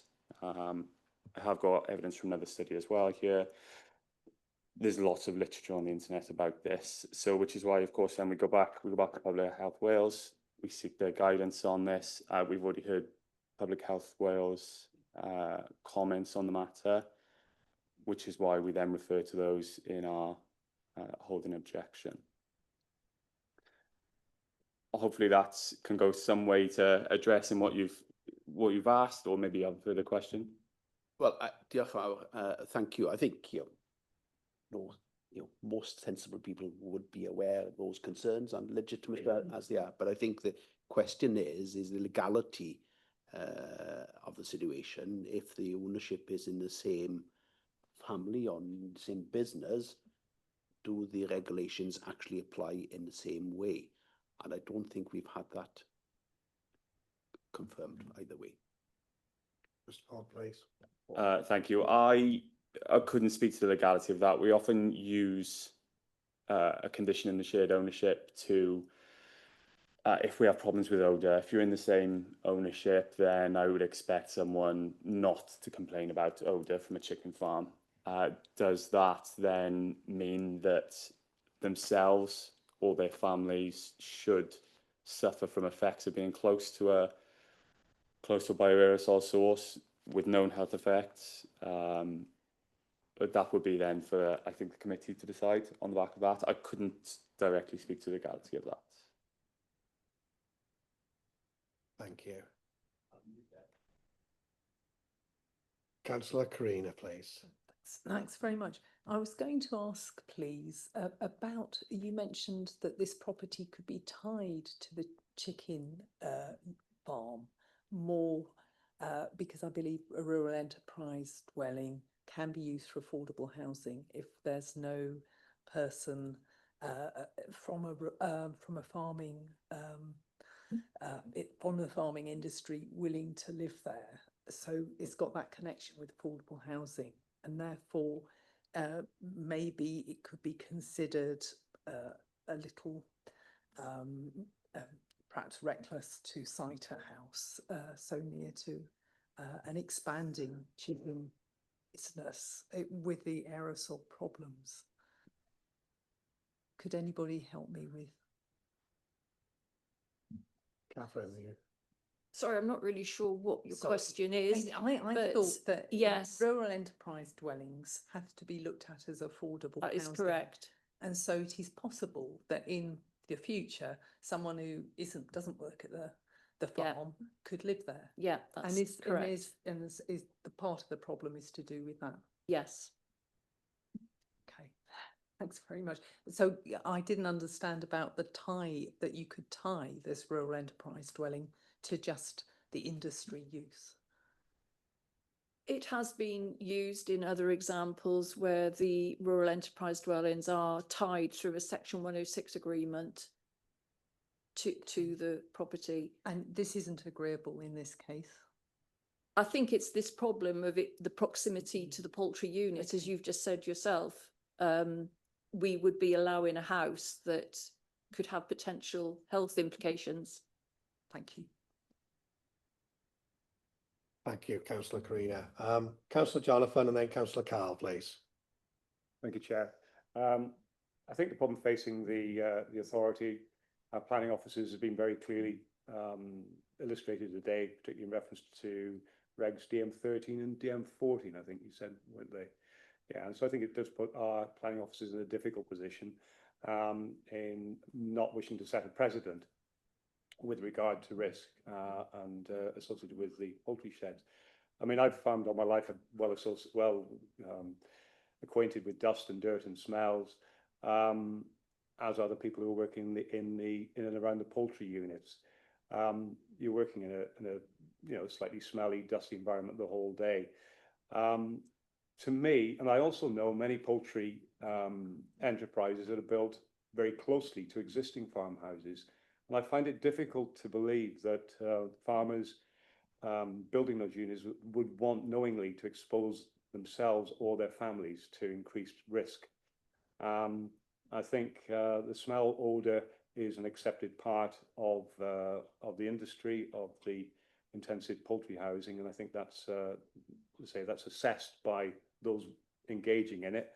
I just find it difficult in my mind to understand how somebody who's working in a poultry shed most of the day in or around is going to suffer significant extra risk by living adjacent to it. It's already happening, as I've described.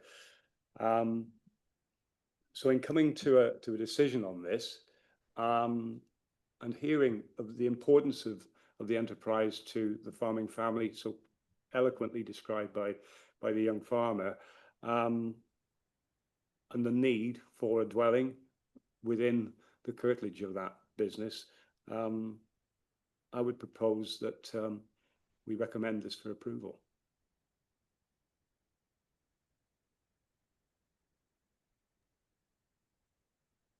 Thank you, Councillor Jonathan.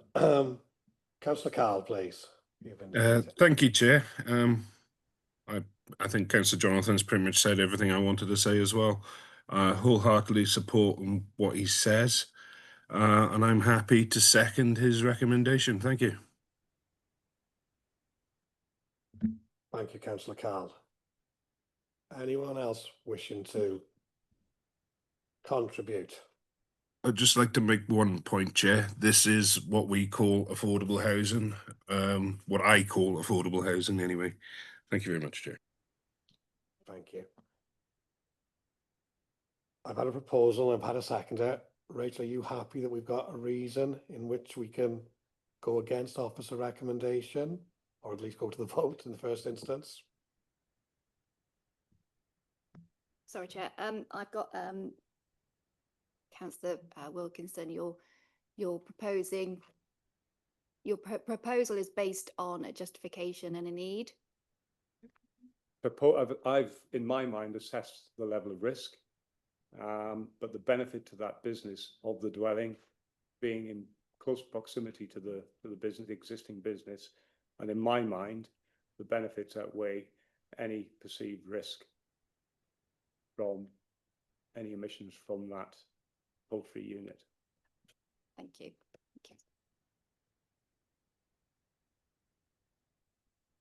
Members, we've had a proposal, we've had a seconder.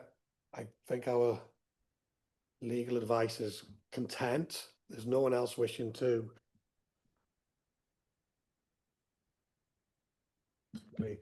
Yeah, and to add on to that proposal, are you happy to delegate the decision, the conditions to planning lead and chair? Go on. Yeah, if we're minded to approve the application today, I'm a principal planning officer, just for clarity. So I presume delegation will go to myself and the chair. Because Gemma's not here. Yeah. It would be the normal recommendation of conditions To delegate the condition. To control the occupancy and any others put forward by appropriate consultees.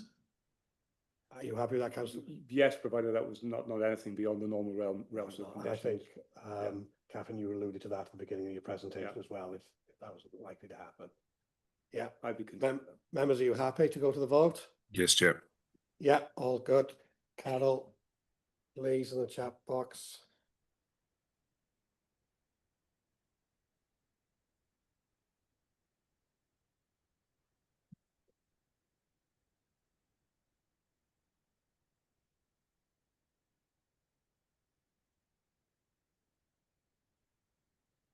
There you go, members. 12:15, 4.3. So to approve contrary to officer's recommendation and to delegate conditions.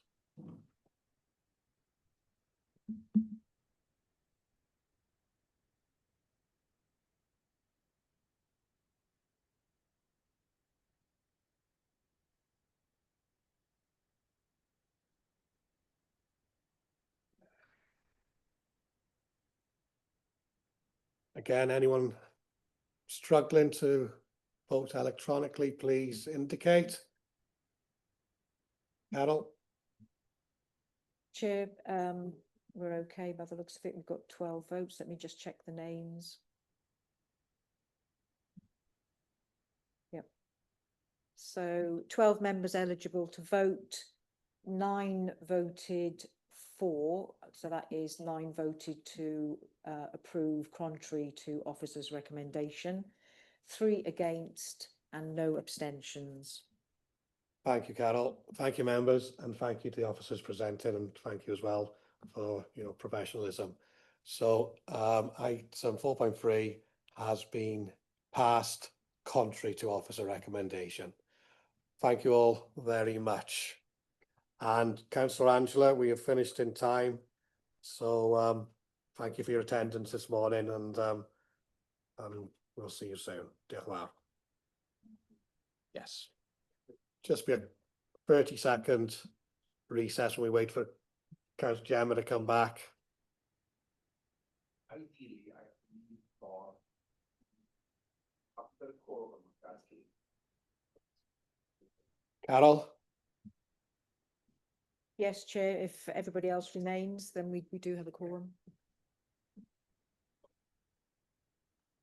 Members, I got one wishing to have a 30-second break to get a cuppa, or do you wish to carry on? Go run, Councillor Edwin. Please, we've got members of the public waiting as well that we need to see. Okay.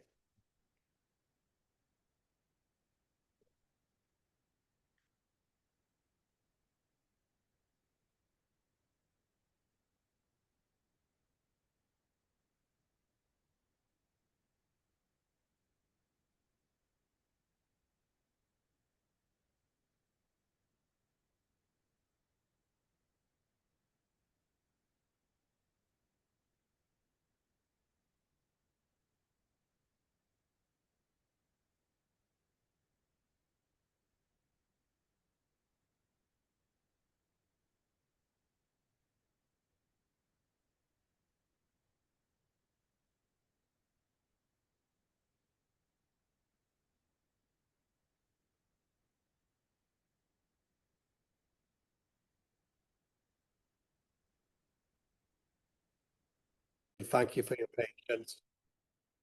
Can I just thank you all for your patience as Councillor Edwin enters the chamber. We will, for transparency, do a roll call. I understand a couple of leftists, but I do believe we are still quorate. Carol, please. Thank you, Chair. So Councillor Gareth D. Jones. Ma. Councillor Angela Davis has left the meeting. Councillor Deb Edwards. Present. Councillor Fleur France Morgans. Present. Councillor Peter James. Present. Councillor Ed Jones. Present. Councillor Gareth E. Jones. Present. Councillor Karina Kenyon-Wade. Councillor Carl Lewis. Present. Councillor Edwin Roderick. Councillor Elwyn Vaughan has left the meeting. Councillor Jonathan Wilkinson. Councillor Hugh Williams. Thank you, Chair. Diolch, thank you, Carol. Members, moving on to our final application for us this afternoon now. 4.4, the erection of 30 affordable dwellings, formation of access road and all associated works. We have Richard, the officer, guiding us through this application, and he'll take us through the recommendation, and we do have a number of public speakers as well. Richard, welcome out. Thank you, Chair. Just 2 brief updates to provide you on. There was an email circulated to members on the 17th of October from the Community Council. The points raised will be addressed within the presentation and discussion. There was also an objection received last night in regards to the application, which relates to surface water drainage. Just to note, there's no surface water constraints on site, and there is the SAB application process, which would deal with surface water drainage, which is separate to the planning application. I'll continue now with my presentation before I hand it back to the Chair.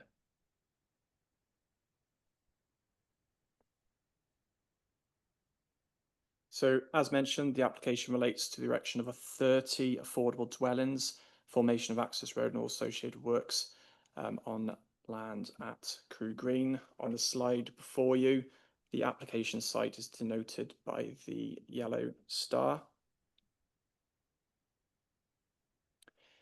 I've included the LDP inset map on the screen of the settlement of Crew Green, which is classified as a large village within the location, within the local development plan. Again, on screen, you can see the yellow star in relation to the application site. The thick black lines and indicated by arrows referencing Crew Green is the settlement development boundary of the large village of Crew Green.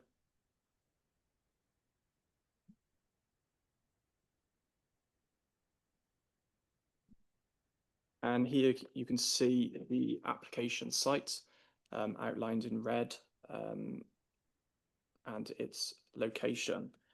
So as mentioned, the application is located outside but adjacent to the settlement development boundary of Crew Green. The site forms an existing agricultural parcel of land in which the residential development is proposed.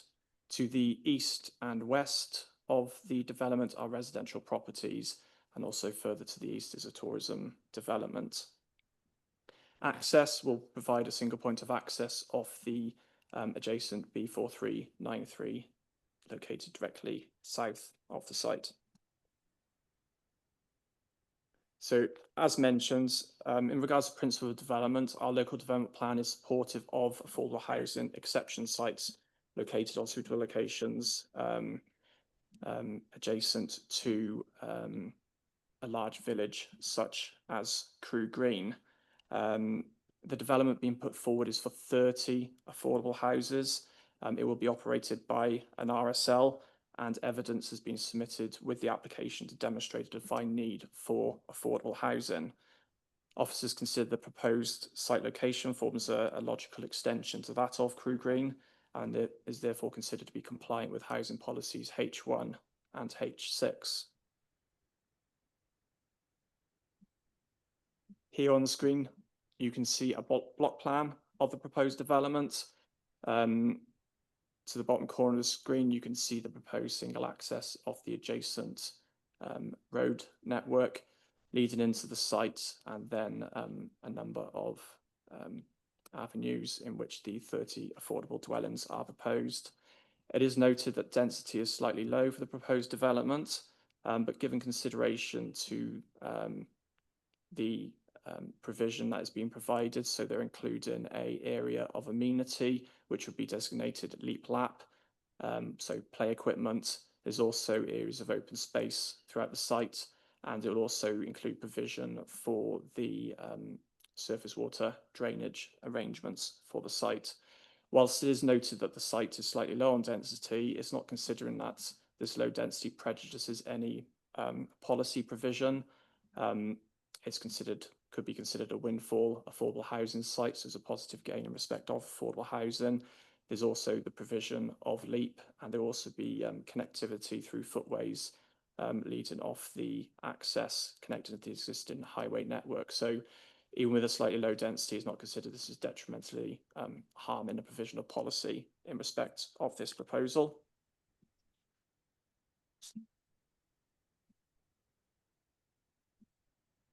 As mentioned, it is an affordable housing scheme. All 30 houses will be secured for affordable housing. This will be secured by an appropriate condition. It has been checked at the outset of the application with the Affordable Housing Department as to need. They have confirmed a need for affordable housing. It has also been confirmed later on in the process as well. I do acknowledge there has been other development within Crew Green which has provided affordable housing, but through checking with the Affordable Housing Department, they have confirmed that there is still a need for affordable housing. The development, it'll provide a mix of 1 to 4 bed properties, detached, semis, terraced dwellings, or 2-storey. The range of housing provision is it's considered to be suitable and does meet a need and a range of properties to suit affordable housing. As mentioned, leap lap is being provided in the bottom of the site as well. So there will be conditions to secure appropriate play provision at those sites should the application be approved. As mentioned, in respect of design and scale, so they're proposing 12 one-bed houses, 6 two-bedroom houses, and then a number of 3-bed properties, and also 4-bed properties as well, mixed throughout the site. So it's good variety of housing that they're providing to meet a range of affordable needs. So I'll just run through a couple of the proposed dwellings. So these are the house types. So you've got 4-bed detached properties. The finished materials have been proposed as part of the application, but officers consider it appropriate just to include a condition in regards to finishing materials, just to ensure a good range and mix of materials proposed to the development. But however, here's example of the 4-bed property being proposed. These are the 3-bed properties detached. You've got 1-bed semi-detached, 1-bed terraced development,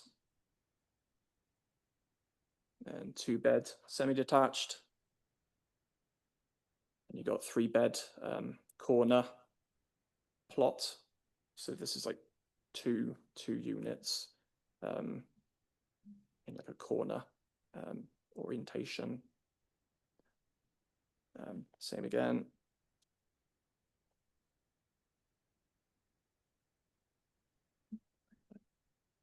Three-bed semi. So there's a range and a mix of affordable housing units being provided with a range and mix of material finishes. Given the need for affordable housing, the design scale of the units is considered appropriate. Evidence shows and has been provided, providing a suitable mix and range of housing types, which is considered appropriate given the nature and scale of the development.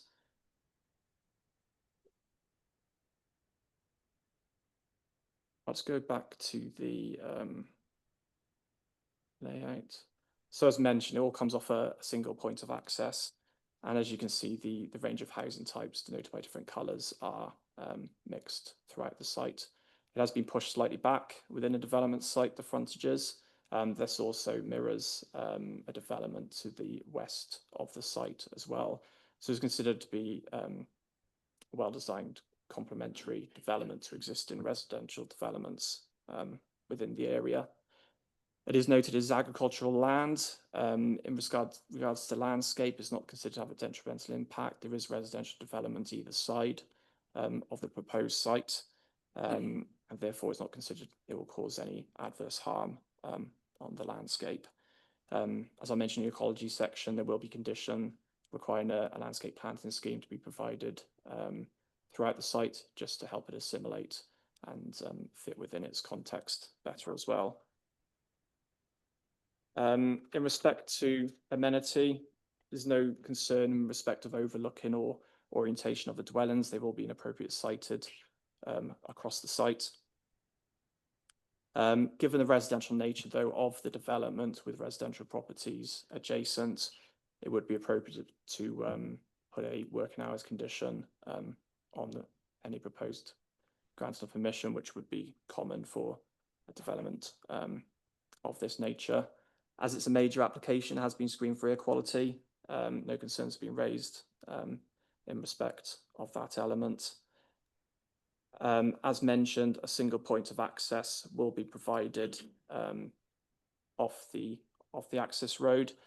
It has been fully consulted with Powys Highways Department, who have been in discussion with the Community Council. They've also been on site. Through this comprehensive discussion, conditions have been recommended in respect of the access and visibility, and those conditions will be attached to any granting of consent.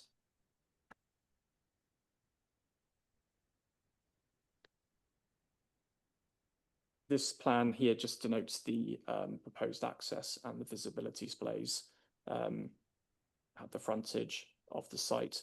As mentioned, there'll also be a footway leading from the site connecting to the existing pedestrian route of Crew Green.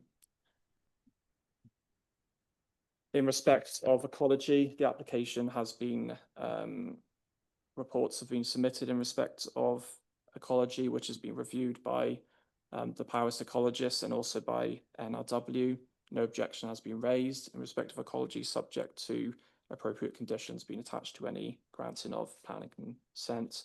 As mentioned, landscape and biodiversity enhancements will be secured through condition.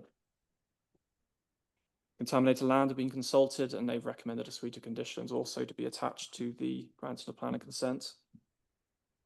The proposed means of foul drainage, it'll be a mains connection with a pumping station. No objection has been raised from the statutory authority in respect of foul drainage arrangements. As mentioned, there's no constraint on site in respect of surface water or flooding. Given the scale and nature of the application, it will be required to get SAB approval, which is a separate application process, but no fundamental objection has been raised in respect of this proposed development. There is a right-of-way that dissects the site. It is proposed to be rerouted through the site, which no objection has been raised to from the consultees either. The agricultural field is noted to be grade 3A. It is a grade considered to be preserved within PPW.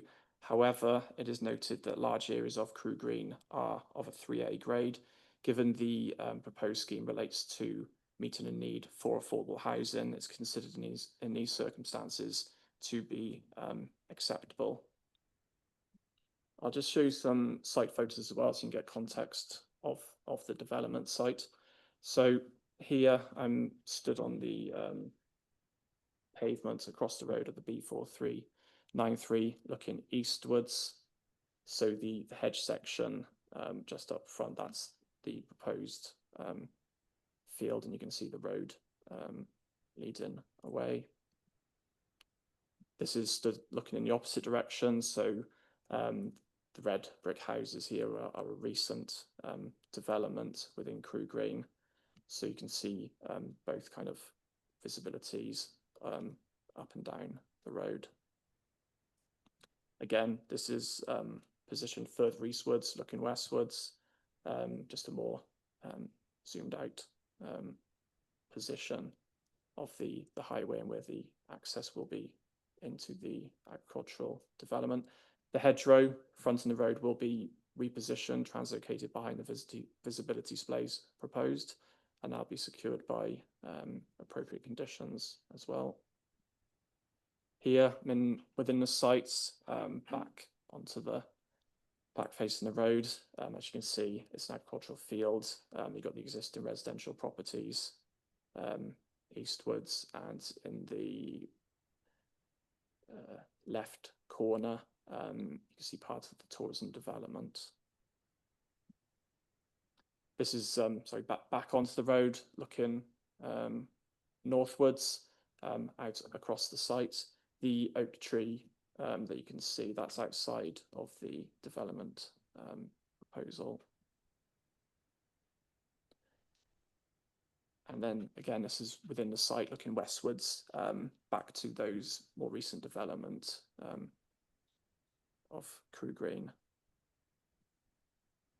So through thorough consultation of the application, confirming a need for affordable housing as an exception site adjacent to the large village of Crew Green, a principle of development has been established. There's been no fundamental objection raised by any of the consultees in considering the application subject to appropriate conditions being attached to any granting or planning consent. Given full consideration of the matters raised, officers are making a recommendation of approval to committee today. Thank you. Thank you, Richard. Very detailed report again. Well, as I said, we had a number of speakers with us. Unfortunately, Councillor Lucy Roberts is not able to be here, so she has prepared a statement that Rachel has agreed to read out. So, Rachel, please. Thank you. Thank you, Chair. So this is the local member response by Councillor Lucy Roberts. I would like to thank the Planning Committee for their consideration of this application.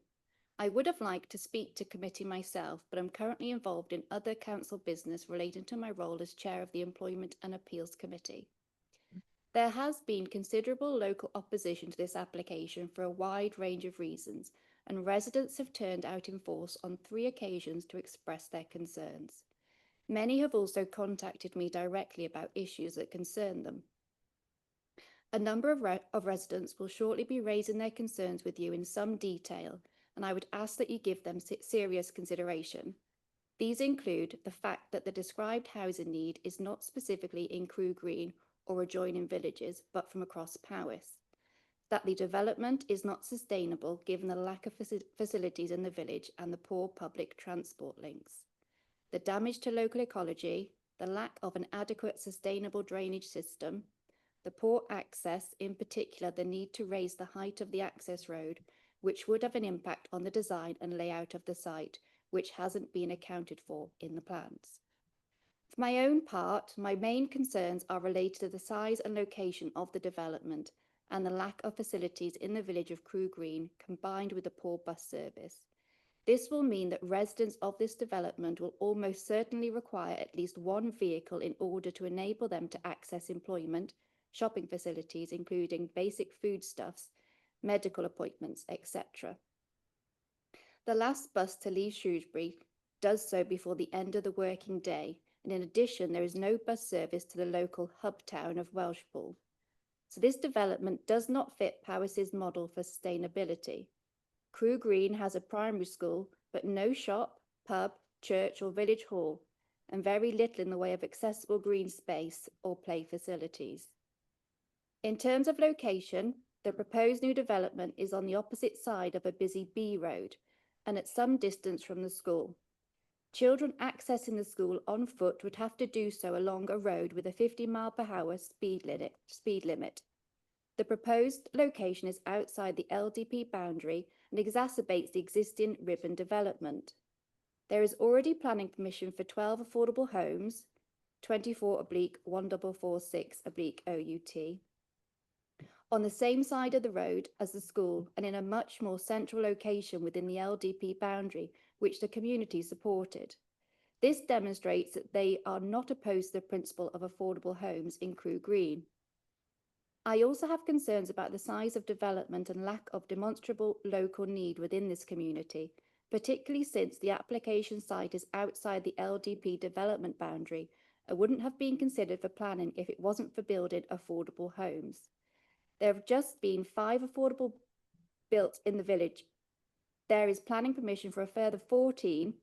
Permission has recently been granted for 24 affordable homes in neighbouring Llandriniaeth, which has better facilities, including a shop, village hall and large recreation ground. And 24 affordable homes have just been built in Four Crosses, where there is also outline planning permission for a further 42 and another 7 awaiting approval. Four Crosses also has a shop, school, village hall and large recreation ground and better bus links.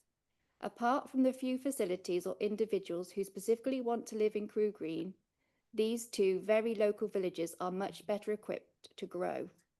For these reasons in particular, I would ask you to consider rejecting this application. Thank you, Rachel. Thank you, Lucy. I think we next have online Councillor Kaz Travis. Oh, she's here. My apologies. Councillor Kaz. She will be speaking on behalf of the Community Council.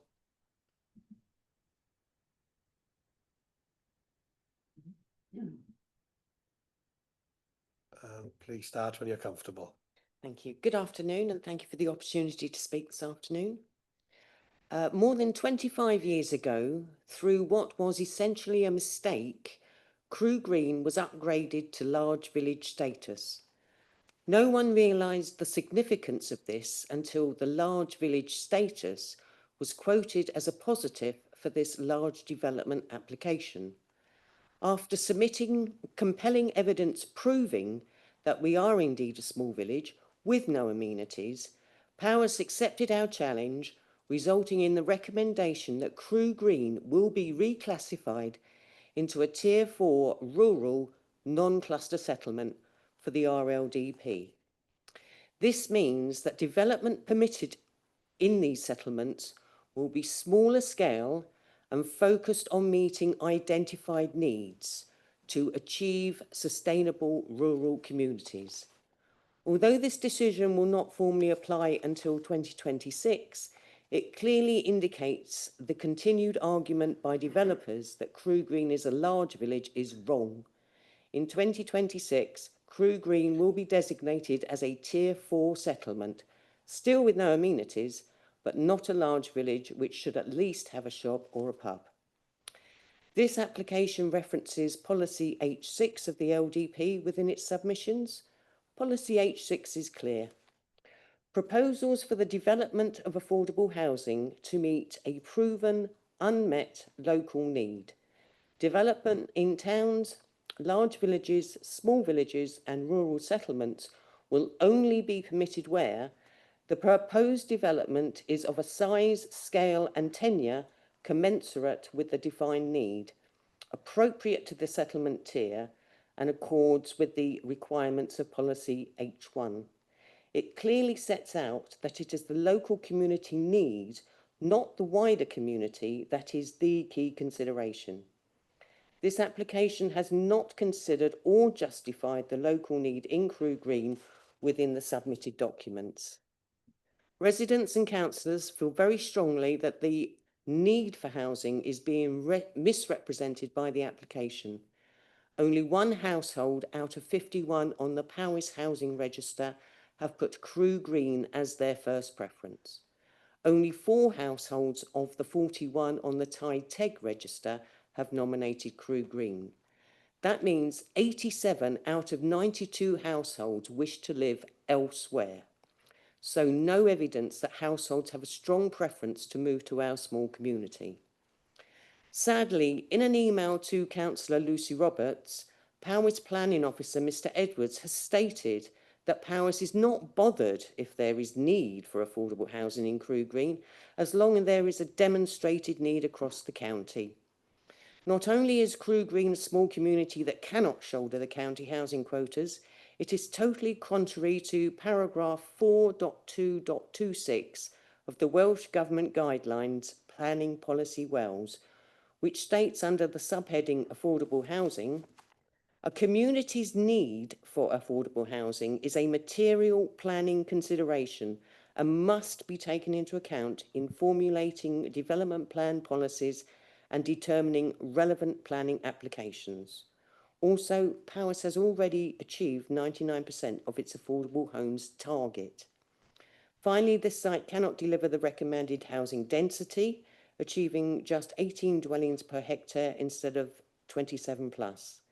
The LDP recognises land area as an absolute and finite resource, paragraph 4.6.11, and delivering a lower than required density is not an efficient use of that resource.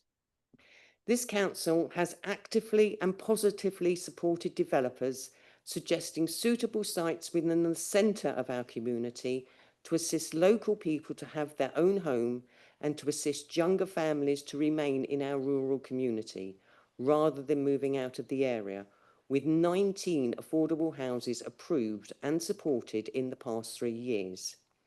We believe we have already delivered and exceeded the identified local need in this part of the county, including already providing for potential need from further afield without the need for 30 new properties. 19 affordable houses agreed by a community of just 342 houses in a Tier 4 settlement shows that we are not averse to development and shows that the 5 households expressing an interest in joining our community are already catered for. Incidentally, 2 of these affordable homes were meant to be built on part of this application's proposed site, and according to planning conditions, should have been built back in 2021. If this application is granted, the developers of that site will have crushed and thrown away your planning conditions. This application, if this application is approved, Crew Green's 342 houses will have 49 additional affordable houses, overwhelming our small rural community. In conclusion, the Community Council overwhelmingly rejects this development because this proposed application is outside Crew Green and virtually joins the next village of Codaway. It breaks individual village links. There are more suitable sites within the settlement. It fractures the community by encouraging urban sprawl and ribbon strip development. It does not meet local need. We have no amenities other than one small school. There is no meaningful employment opportunity within at least a 5-mile radius. Travel has to be by private transport, as the bus service and ability to cycle walk is virtually non-existent. Powys County Council's own data demonstrates that there is no current need in the locality of Crew Green, and Crew Green is to be reclassified into a Tier 4 non-cluster settlement. Simply put, this large development will totally overwhelm and swamp our small community. It certainly won't help to sustain it. Thank you.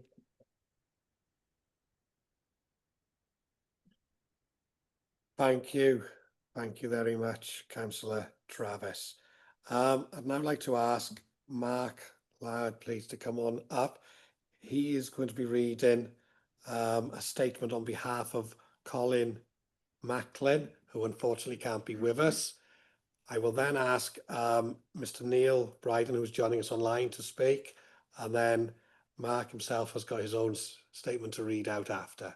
So if you can, please read out the statement on behalf of Colin Macklin, and time starts when you're ready. Thank you. Thank you. Colin wanted to cover character and ecology. Our small community sits right on the border with England, and the B4393 is used as a route into Wales by many people, not least tourists whose spending helps support our economy. It's an idyllic place, if I say so myself.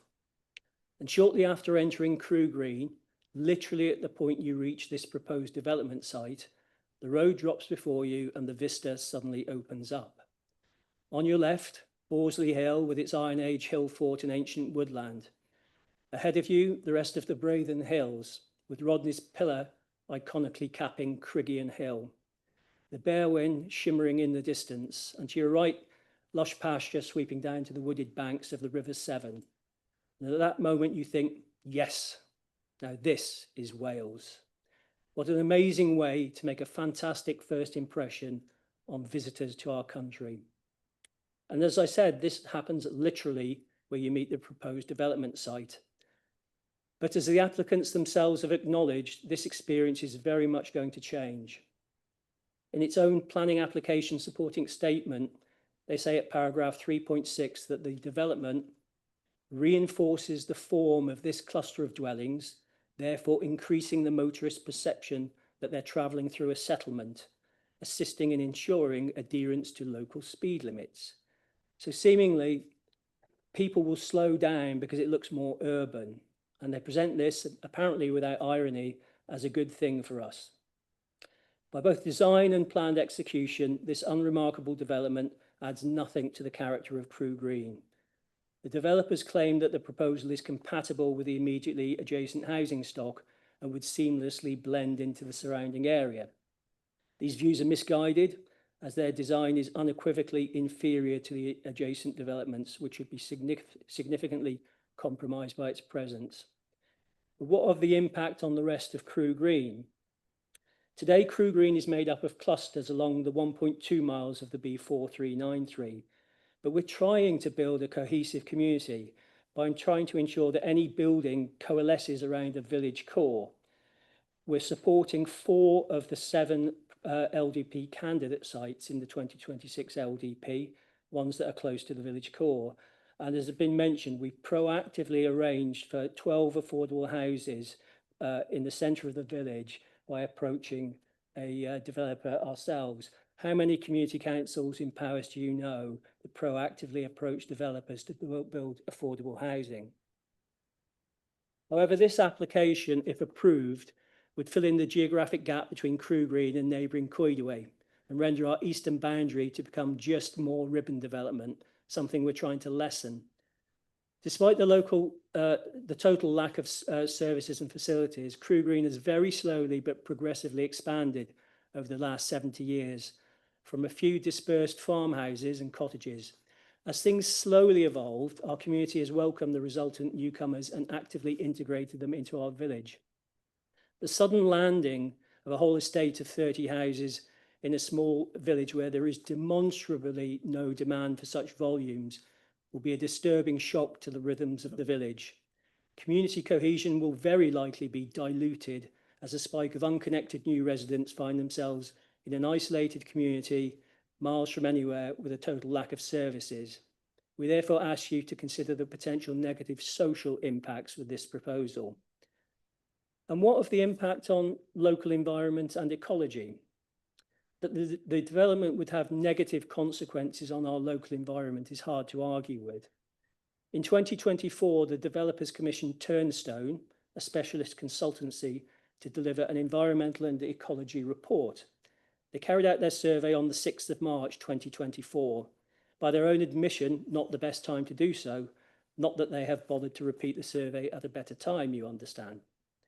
This is despite on page 3 of their own report that they say once the survey is more than 18 months old, as it now is, then a professional ecologist will need to undertake a site visit and review the validity of the report. Some or all of the other ecological surveys should be updated. So, the report is no longer valid. And it is concerning that their own red line map of the area surveyed only covers about half of the actual development site. I'm not sure how much trust we should put in something that is out of date and can't even survey the right location. They state that there is no evidence of badgers within or adjacent to the site. This is patently untrue. In the adjacent wooded dell north of the development field, there is clear evidence of active badger sets. They state that there is no evidence of an environment for a local bat population. Residents strongly refute this and state that bats and their environment are still present, but have been potentially compromised since the landowner for this application on their land literally adjacent to it has recently cut down 200 metres of mature riverside woodland without a felling licence. For many locally, this felt like a Sycamore Gap moment. You may recall the widespread disgust when the iconic tree on Hadrian's Wall was cut down in autumn 2023. And this sickening environmental vandalism was seemingly carried out for no better reason than to improve the views from some static caravans. Natural Resources Wales are involved, and it's heartening to know that Wales has now come into line with other parts of the UK, meaning there are potentially unlimited fines. Indeed, this cavalier approach to the environment seems to be a recurring theme with this application's landowner. Twice in the past few years, they have had planning applications adjacent to this site approved, and twice with conditions to retain mature hedgerows. And twice, they've ignored those conditions and ripped out significant lengths of hedgerows. We have details of the planning application numbers, the conditions imposed, and photographic evidence of the removed hedgerows, should that be of interest. So forgive me if I seem somewhat cynical that this application will prove any more likely to stick to environmental planning conditions than the landowner has in the past. We ask that you refuse this clumsy and damaging proposal. Thank you. Diolch. Thank you, Mr. Laird. You're welcome to stay there, please, when we ask Neil Bryden to join us online, please. Can I remind all remaining speakers, please just don't, no repetitiveness, stick to the planning policies, and we will listen intently to what you have to say. Carol, Mr. Bryden, can you hear us?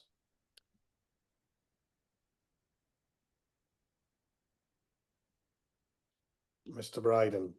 Hello, good afternoon. Good afternoon. We can hear you.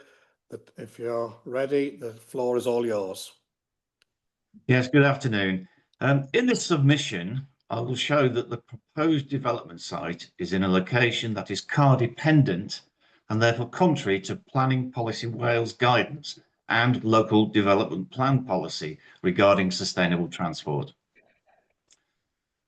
Firstly, there is a lack of any local community facilities in Crewe Green. The school is the only service or facility within the village, and in particular, there are no shops, health facilities, pubs, or any other community assets. Secondly, there are no viable alternatives to travelling by car for the vast majority of journeys. The school is over a mile from the proposed development and on the opposite side of the busy road. No responsible person would walk their small children along the busy main road with narrow footpaths to the school. The nearest shop and post office is 3 miles away and the nearest pub 1 mile away. The narrow footpaths and 50-mile-per-hour speed limit, along with quarry and farm traffic, makes walking along the road unpleasant and dangerous. The larger conurbations of Shrewsbury, Welshpool and Oswestry are all beyond typically accepted cycling distances. The majority of cycling trips are for short distances, with 80% being less than 5 miles and with 40% being less than 2 miles. Whilst there is a limited bus service, it does not offer any flexibility for commuting to and from employment, leisure, retail, medical or secondary educational facilities. And there is no or little opportunity for employment locally. All of these factors combined makes travel by car the only viable option for the vast majority of journeys. Turning now to planning policies. This development site does not meet the requirements of Planning Policy Wales, edition 12, February 24, regarding the requirements for sustainable development and accessibility to public transport. The following sections are quoted directly from the PPW document. I've given the paragraph references in the emailed copy of this presentation. Planning authorities must direct development to locations most accessible by public transport. That should ensure that development sites which are well served by public transport are used for travel-intensive issues, such as housing, jobs, shopping, leisure and services. In rural areas, planning authorities should designate local service centres or clusters of settlements where a sustainable functional linkage can be demonstrated as the preferred locations for a new development. Please note that paragraph 1.9 of PPW makes it clear that where PPW uses the word must, as it does here, then that indicates a legislative requirement or where action is needed now. There are numerous other relevant references to the PPW, most notably in subsection 4.1 relating to transport. In particular, I'd like to draw your attention to the following. The planning system should enable people to access jobs and services through shorter, more efficient and sustainable journeys by walking, cycling and public transport.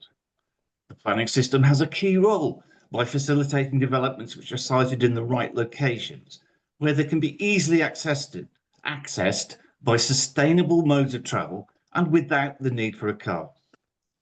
The sustainable transport hierarchy should be used to reduce the need to travel, prevent car-dependent developments in unsustainable locations, and support the delivery of schemes located, designed and supported by infrastructure which prioritises access and movement by active and sustainable transport.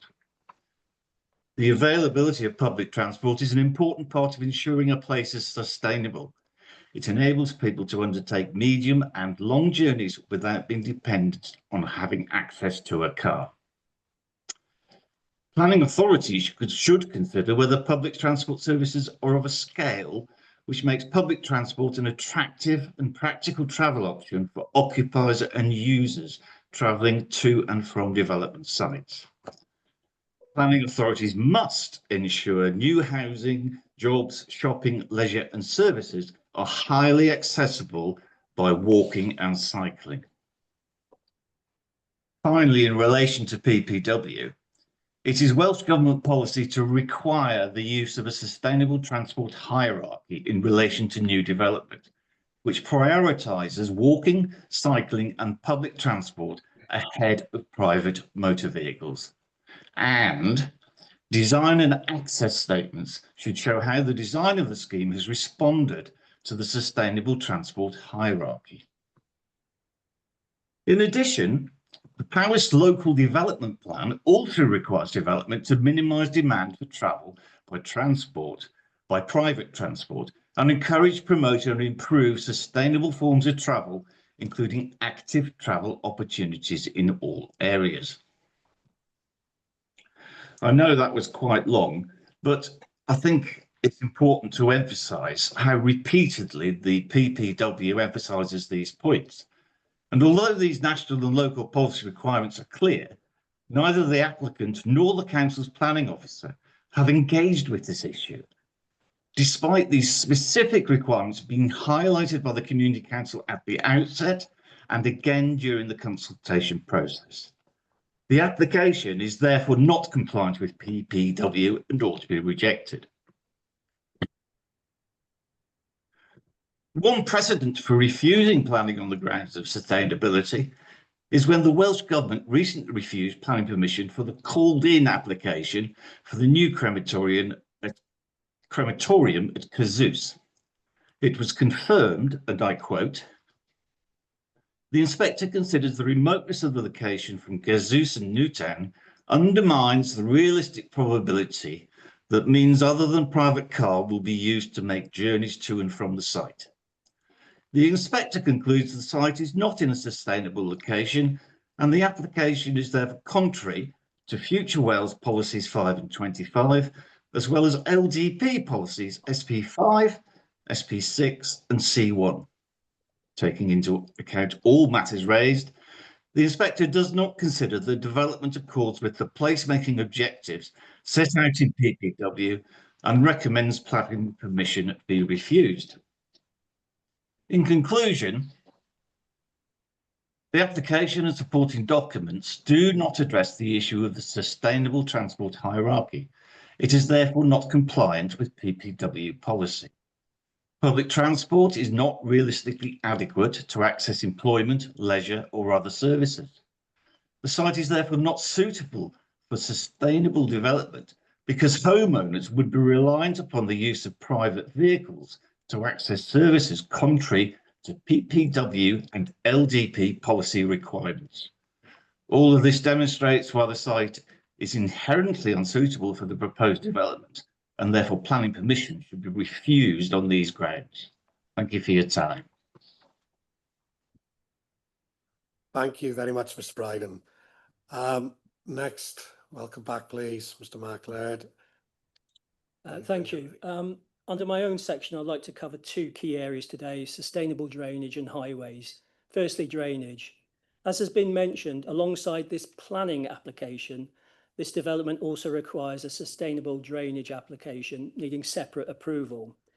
This is covered in paragraph 7.5 of TAN 15, which states that both the planning and drainage applications should be made in combination so that they can be considered together and a situation is avoided whereby one application is supported and one is refused.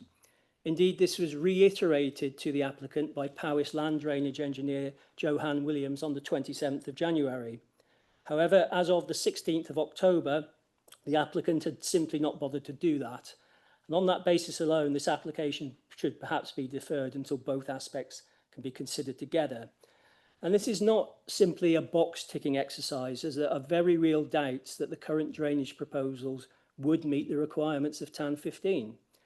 For example, paragraph 3.6 states, if it is concluded that risks from surface water can be managed or mitigated, these measures must not increase the flood risk elsewhere. And yet this is exactly what this proposed scheme will do. Rather than letting water gently soak away across the whole field as it currently does, it collects surface water from 30 houses, driveways and access roads and channels it into a ditch, which at the point where it exits the applicant's land, the ground levels out and is crossed by a public footpath, meaning it will cause issues immediately downstream. It is a guarantee of a future quagmire on someone else's land. Additionally, the applicant has outlined a required maintenance regime. It needs annual, quarterly, and even monthly action to ensure features remain operational and clear of debris and sediment, along with clearing the swale and regular grass cutting programmes, and a pumping station to pump foul waste uphill to the public sewerage system. Not a particularly sustainable approach in perpetuity, and I dare say no small ongoing cost. Hopefully paid for by the Housing Association rather than the Powys Council taxpayer, but perhaps the applicant can clarify that during their response. Regardless, the fact that this maintenance regime is so very extensive shows how highly unsuitable this site is. I would like to now move on to the proposed site access and highway safety. There are many issues here, but in layman's terms, one of the key ones is that on a 50-mile-per-hour road, you need 160 metres of visibility in each direction, and you need it from the eye line of a driver, i.e. 1.05 metres up above the road, unobstructed for 160 metres to see a small child in the road, i.e. 0.6 metres above the road. This is required when looking from the proposed site access, but also when looking towards the site access. And this application simply does not comply with that, in as much as the applicant has only provided drawings when looking from the site, not towards it. And the height of the land in the verge near the site access means it's not 100% clear whether that can be achieved. A site visit was carried out by the Highways Authority on May the 17th, at which I was present. A rudimentary measurement of the 160 metres distance was made, but with no date and point, and no accurate assessment was made of the height above the road. It was therefore not unequivocally established whether a small child would be visible. If the visibility is achievable, then it should be a straightforward matter for the applicant to demonstrate this by providing a drawing, as they should have in the beginning. At this site meeting, Highways did acknowledge that the applicant would probably need to raise up the access road to make sure sight lines were achievable. And indeed, on the 26th of June, they made this a condition. You can find this on page 121 of the agenda reports pack, paragraph 11. On the 11th of July, the Community Council wrote to Highways to point out that this actually had a profound effect on the whole development. This can be found on page 116 of the pack. In simple terms, if the field is sloping down away from the road, but the access road now has to rise up when entering it, then the knock-on effect ends up being very significant.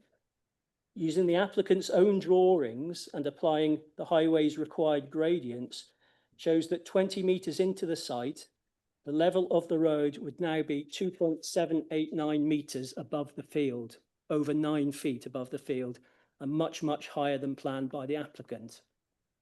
We pointed out that due to the relationship between the finished floor levels of the dwellings and their driveways with the access road, then to make it workable, the whole site would need to be redesigned and its impact reassessed. Failing to do so could mean either the driveways or the routes between them would become unacceptably steep.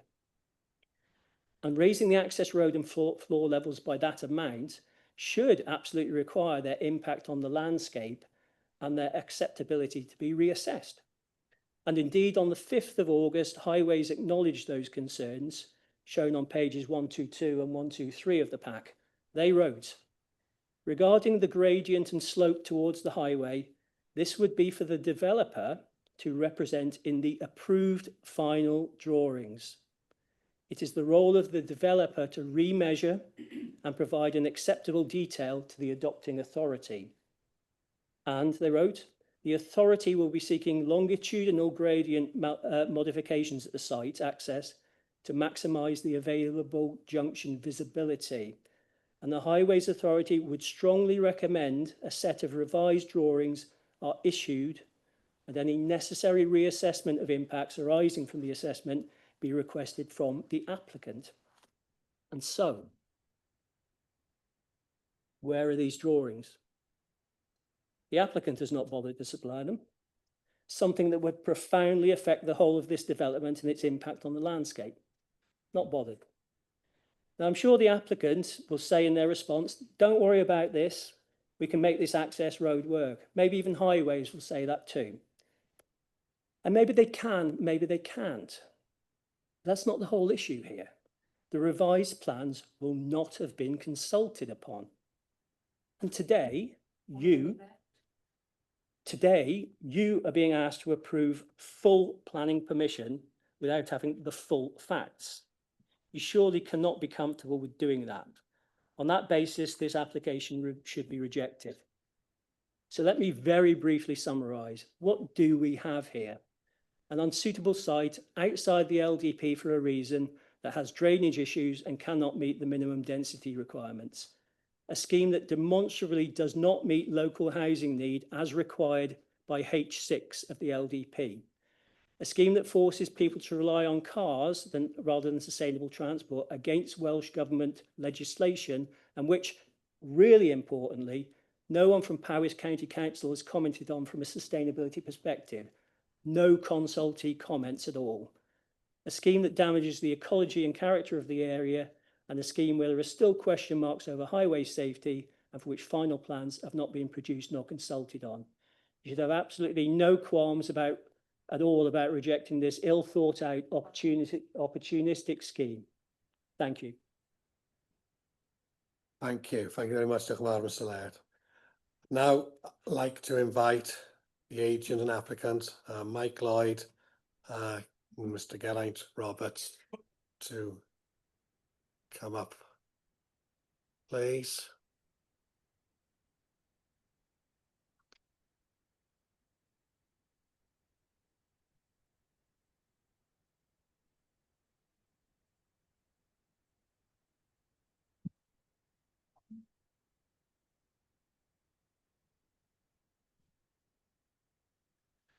Very good. Well, welcome, and whenever you're ready, please touch the red light and off you go. Thank you.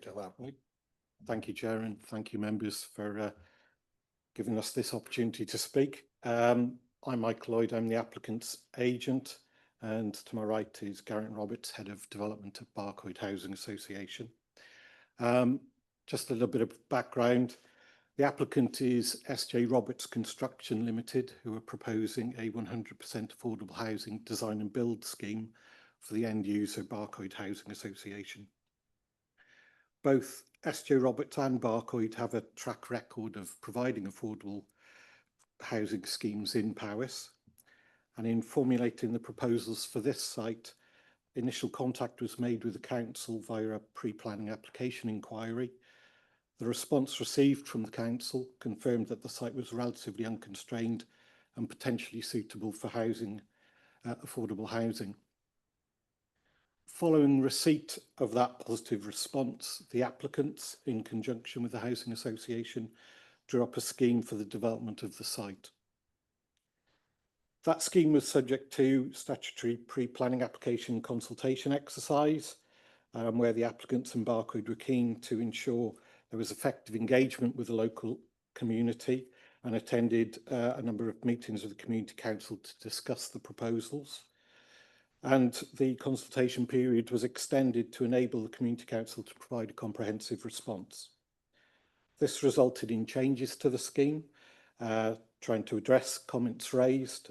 These included enhanced car parking provision and a change to the access arrangements, even though the original access proposal to utilise an existing access off the adjoining development fully met with highway standards. Nonetheless, it's evident from the responses received on the planning application and from the speakers today that there remain a number of concerns with the proposals. I've made notes and I'll try to address as many of these as possible. One of the concerns relates to the sustainability of the location of the development. The development is located in Crew Green. The adopted development plan makes clear that Crew Green is designated as a large village and therefore suited to accommodating larger affordable housing schemes by registered social landlords. The sustainability of the site is therefore supported by the adopted development plan. There has been some mention of the Community Council request that the settlement be reclassified within the replacement development plan. And there's been mention of it becoming a Tier 4 settlement, although I believe in the published preferred strategy, Crew Green is identified as a Tier 3 local cluster settlement, similar to Churchstoke, for example. Although the preferred strategy doesn't identify the quantum of development to be accommodated within such settlements and clusters, the strategy is clear that Tier 1, 2 and 3 settlements are the most sustainable places to accommodate growth, and a significant proportion of new development will be directed to such settlements in regional and local clusters. Nonetheless, the preferred strategy was published for public consultation purposes, and a full draft plan has yet to emerge. So the potential outcome of the public consultation is unknown. In addition, any subsequent draft plan would need to be subject to public consultation itself and examination by the independent planning inspector before it's adopted. So full weight must be therefore afforded to the adopted plan. And in this regard, it's notable that whilst there's been a steady decline in the number of settlements identified as sustainable locations for growth in Powys through previous plan making exercises from the old Montgomeryshire local plan, it's notable that Crew Green is retaining its status as a sustainable location for housing growth. It is recognised that Crew Green has a limited range of services and facilities, not unlike many settlements within Powys, but the site benefits from access to facilities such as a primary school, a public house and restaurant, and a secondary school bus link, all in a reasonable walking distance. Excuse me, can I just pause there? The gentlemen previously were very courteous to you and they never called out at all. So I politely ask that you give them the same courtesy. No, if I hear anything like that again, I'll politely ask you to leave. So please, for fairness of it all, please restrain, as difficult as it may be, from saying anything, and give him some courtesy and let him allow to finish. Appreciate it. Thank you. Thank you, Chair. Just for clarity, when I refer to public house restaurant, I'm referring to the Hand and Diamond Public House, which is actually located in Coedway, but within walking distance of the site. And interestingly, reference has been made to this affordable housing scheme being better located in other settlements nearby, including Llandriniaeth. Llandriniaeth doesn't have a primary school. Affordable housing schemes, as opposed to open market developments, tend to accommodate younger people, younger families, and access to such educational facilities are essential for their occupants. The provision of affordable housing in the settlement will also result in additional residents to support that primary school, which has been under threat of closure. To conclude on this point, it's evident that the sustainability of the development's location has previously been confirmed by the Council, both in plan making and most specifically in the initial pre-application inquiry response provided. Some of the comments raised on the application relate to development undertaken on adjoining land. However, the applicants do not own any of the adjacent undeveloped land, and as members will be aware, this is not a matter for consideration as part of the current planning application, but for any future application for development of that land should one appear. Similarly, land adjoining the proposed development site to the west benefits planning consent for 8 dwellings, 6 of which are open market dwellings and have been completed. Questions have been raised over when the final 2 affordable dwellings on that site will be completed. Again, whilst not a matter for consideration a part of this planning application, I'm aware the Council has been advised that the construction of these dwellings is currently on hold pending the outcome of this application to determine whether Barcode will be operating in the area and whether the development of those 2 dwellings could therefore be undertaken in unison. Further concerns have been raised on surface water drainage. Again,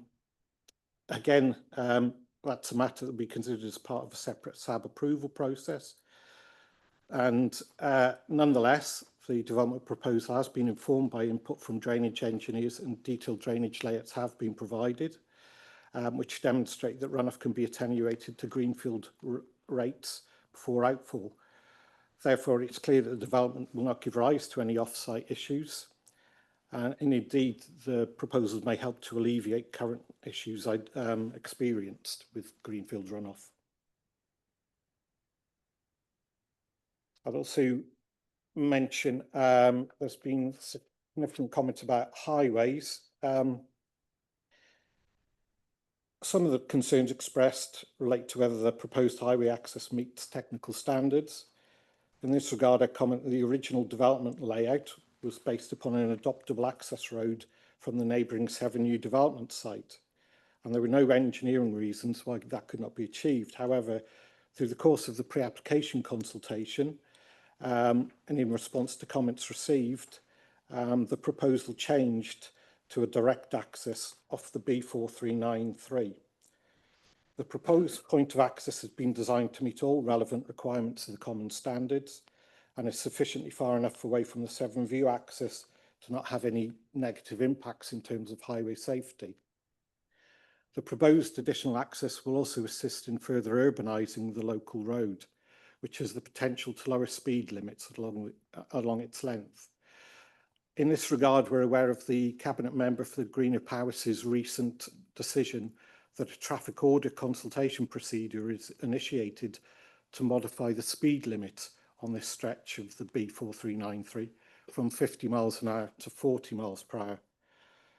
This is in part proposed due to the built-up nature and character of this stretch of road and its use as a pedestrian route to access the services and facilities nearby.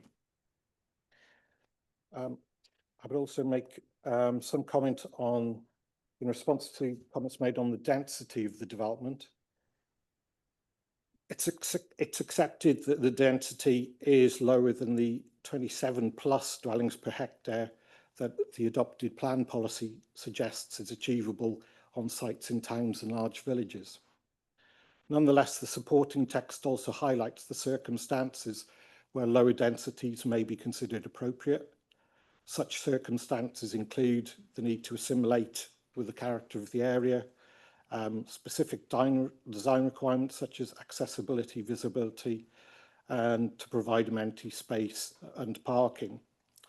The proposed density of development on the application site has been influenced by a number of these factors, including the need to accommodate open space, including a leap and lap at the site, given there's no such provision in this area of the settlement, to accommodate an existing sewer easement across the front of the site, and the need to provide SUDS infrastructure on a heavy clay site, which requires large attenuation basin, swale and permeable paving margins.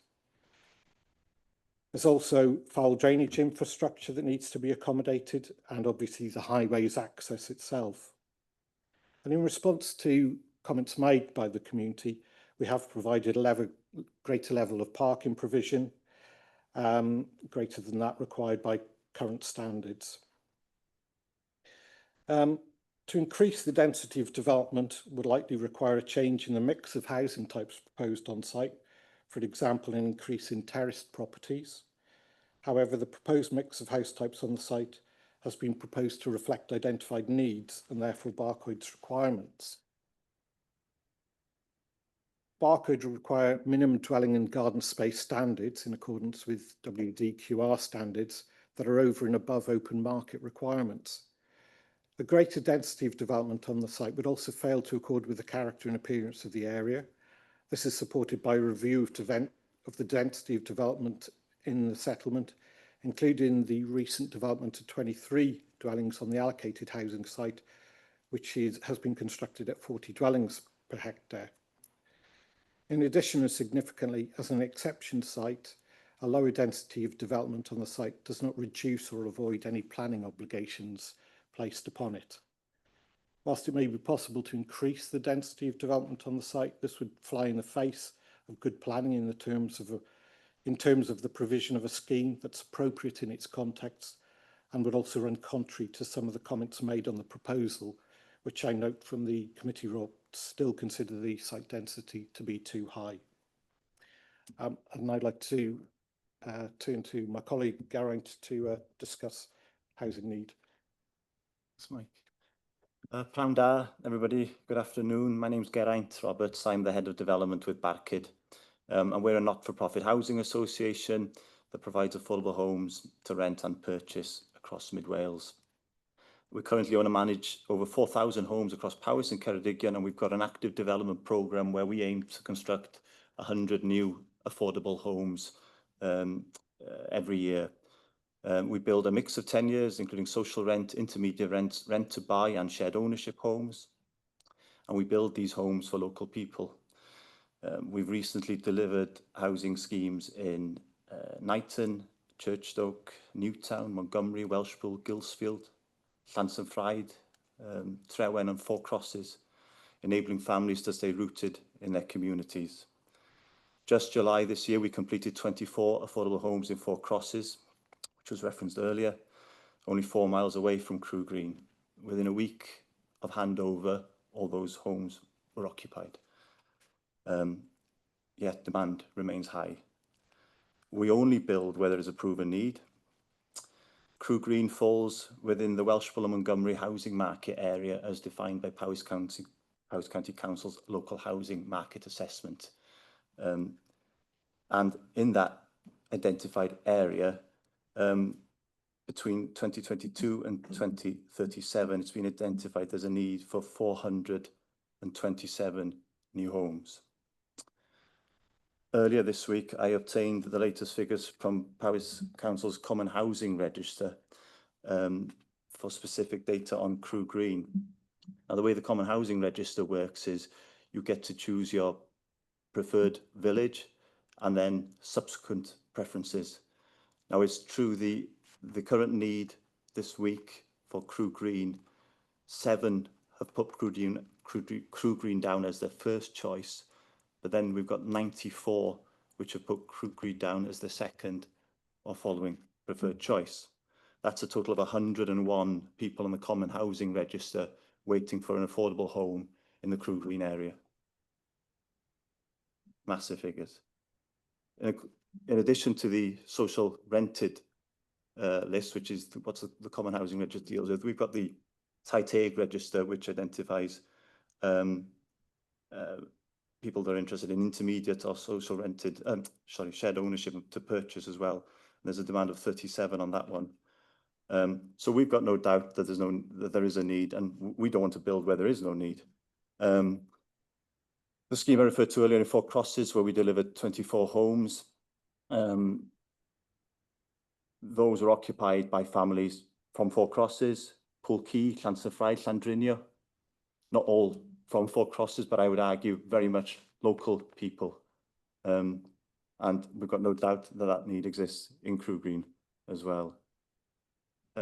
Reference has been made here to other available land potentially in the area. The difficulty is with developing affordable houses, you know, you've got the available land, you need the planning permission, and there are always constraints. Some of those other consents we have looked at, and there are constraints. You need a willing landowner, a willing contractor, and a willing end user, which we have in this instance, and this is a scheme that can be delivered. Touching on a couple of other things, issues raised. Well, I think one was the SAB. It's very difficult to build nowadays, and there's a lot of barriers that are put in front of delivering houses. One of the reasons for introducing the SAB approval was to remove that surface water drainage away from that burden from a planning application process, to have a separate consenting regime for that. And I asked members to consider, when you consider conditions, you know, there's a fine line with asking for information up front, but also imposing conditions, such as highway drawings, because there are, again, separate consenting regimes, Section 278 and Section 38 agreements, where you get a real detailed spec that needs to be provided, and to ask for all of that information up front of the planning application stage is burdensome and slows down the process. Some of you may have seen the BBC Wales coverage Sunday night, and I think it was on Monday, the Chatterton Institute Housing talking about the deepening housing emergency, with over 94 1,000 households across Wales waiting for a home. The Chatterton Institute of Housing said, and I quote, "We're simply not building at the pace and scale we need. We haven't got the structure to the housing system that we need in order to deliver the fundamental right of a home for everyone." The Welsh Government responded, making sure everybody in Wales has a decent, affordable and safe place to call home is a priority for us. I wholeheartedly agree. And today, there's a tangible example of that commitment by Welsh Government. This scheme has been allocated over 3 million social housing grant to be drawn down this financial year, subject to all the necessary approvals. We can deliver this scheme, affordable homes for people to rent and buy. Too often the planning system is blamed for putting barriers in the way of delivering new homes. Please don't let that be the case here today. Support the application, help us provide high quality homes that local people can afford. Thank you, diolch. Diolch. Diolch yn fawr iawn. Are you wishing to come back? No, that's fine. I'll leave it at that. Thanks, Chair. Appreciate it. Thank you both. All the best. Members, in your hands. I'll just wait for you to return. Councillor Carl.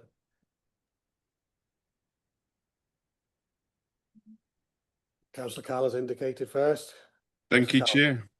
Thank you, Chair. I appreciate Barcud's, the person that was working for Barcud there's its sincerity on this application, and mentioning that it is social housing that they're going for there. But I do have concerns, Chair, that although that person, forget the gentleman's name now, did say that these houses are for local people and they have done similar developments around Powys. I do have concerns about the 4,000 people we have on our waiting list, and you know, we are right next to the English-Welsh border there, and it is prime place to have a housing development. I'm just wondering and just hoping that our own Powys residents who are on those lists are not going to be overlooked in favour of people coming across the border. There was an extensive response from the Community Council, as we've seen in our packs, and one of the things that has come up in there and come up in conversation today, and I think Councillor Lucy Roberts has mentioned it in the pack, is public transportation. Now, I noticed that the responses given were back in February, and as we know as councillors, the current administration has invested quite heavily into public transport in Powys. And I was just wondering, can I ask the officer whether that has made any difference to the services going through Crew Green and enabled more frequent bus services for hospital appointments and for work? Thank you, Chair. Thank you, Councillor Carl. Can't. What? You heard? What was that? No. Richard, please, sorry. Yeah, I wouldn't know the uptake on public transport data if it's recently been implemented. I don't know if Highways would, but I presume if it's recent, they'd have to do a data survey of relevant uptake, which may not be available, but I don't know if Jason from Highways wants to comment. Good afternoon, everybody. Good afternoon. Yes, we've not received any updated information regarding the transport aspects of the application, so we wouldn't really comment any further on it. So, Councillor Carl. Thank you, Chair. I'm struggling with this one a little bit, but I can see why the development is there. You know, the well-paying jobs, whether we like it or not, are across the border, or they're in South Wales or North Wales. Mid Wales is always forgotten about. Our hospitals are, you know, to the west and across the border, as we know. So yeah, I'll wait to what other people have to say first before making up my mind, Chair. Thank you. Thank you, Carl. Councillor Carina, please. I just wanted to say that the applicant, SJ Roberts, and also Barcud have just completed a housing development in Knighton, and I know that every new resident can prove a link to the local area and use the housing register, the common housing register was used for the allocation. But I was just wanting to ask about the visibility displays. I'm afraid I don't understand the complicated drawing. One of the objectors said that the road would be 9 foot above the field. Could anybody explain that to me, please? Yeah, certainly, and thank you for your point, saying about how local people are connected to your development in your ward. Sorry, I forget your name. Jason, would you be willing to address that? Yes, from a highways perspective, we can't really confirm that that distance at all. It'll be up to the developer to produce these relevant Section 38 drawings, which goes in party with the added planning permission. So that detail inside would be corresponded, and that detail would be obliged to be part of an ongoing agreement with the Highways Act. That's where we would stay, and that I really couldn't comment on the levels, only that we're in the planning conditions that we did put a level in to maximise the visibility of the pedestrians, road users in each direction. And the developer seems to have complied with that. Thank you. Councillor Creena, Sorry, was another access considered before and then overruled? I was not aware of any other access brought to the table for myself. I appraised the particulars of this application as it is and where it was, and my findings are in the Highways added report. Okay, thank you. Yeah, thank you, Councillor Creena. Councillor Gareth E. Jones, please. Yeah, thank you, Chair. I've got 2 or 3 points, or perhaps even 4 to make. Richard clarified the position that is initially that is the land is grade 3A. We've had previous applications where the planning application was refused and that was one of the reasons for the refusal, because of the grade of the land. I wonder, could Richard just expand on why that condition's not been taken into account of when considering this? The second one of the speakers stated that the authority wasn't compliant with PPW, and I just want assurance from officers that the process we've been following is compliant. Third one is just for me to be, from my own knowledge really, what's the impact of change in the classification of Crew Green from a large village to a category 3A or category 4 village? And the last one, I've looked through the conditions and I see no conditions, and perhaps Richard can clarify that you said there was a footpath going through the site and the footpath was going to be diverted. Am I right in that? And I can't see that this condition that the work cannot start until that footpath's being diverted. Thank you, Councillor Gareth. Richard, 4 points there for you, please. Thank you. In regards to Agrogrant land 3A, PPW does look to conserve grades 1, 2, 3A with 3B and lower, more not required to be conserved. It is noted that it is 3A. There is a large prevailing area of 3A around Crew Green. It's not just this isolated pocket, it does cover a larger area. Given the nature of development, it is an affordable housing site, providing 100% affordable housing. It is considered in this view as an acceptable use of that land classification to meet a defined need for affordable housing within the area. There wouldn't be another option to locate development on that site at all, given the prevailing area is of a higher classification. Gareth, are you happy with that? Yes, Chair. PPW, that's quite broad. That officers would consider it to be compliant with local and national policy. As mentioned, it follows on to one of your other points. We've got to consider this current proposal under the local development plan, the replacement LDP. It hasn't gone through examination. It's not adopted policy. I can't consider if Crew Green is to be reclassified. Currently within the LDP, it is classified as a large village. It is considered to be a sustainable location within the LDP, which does focus large scale developments, exception sites to towns and large villages, Crew Green being a large village, so it is considered to be compliant in that point, especially as mentioned, when it meets that need for affordable housing, which is considered to do.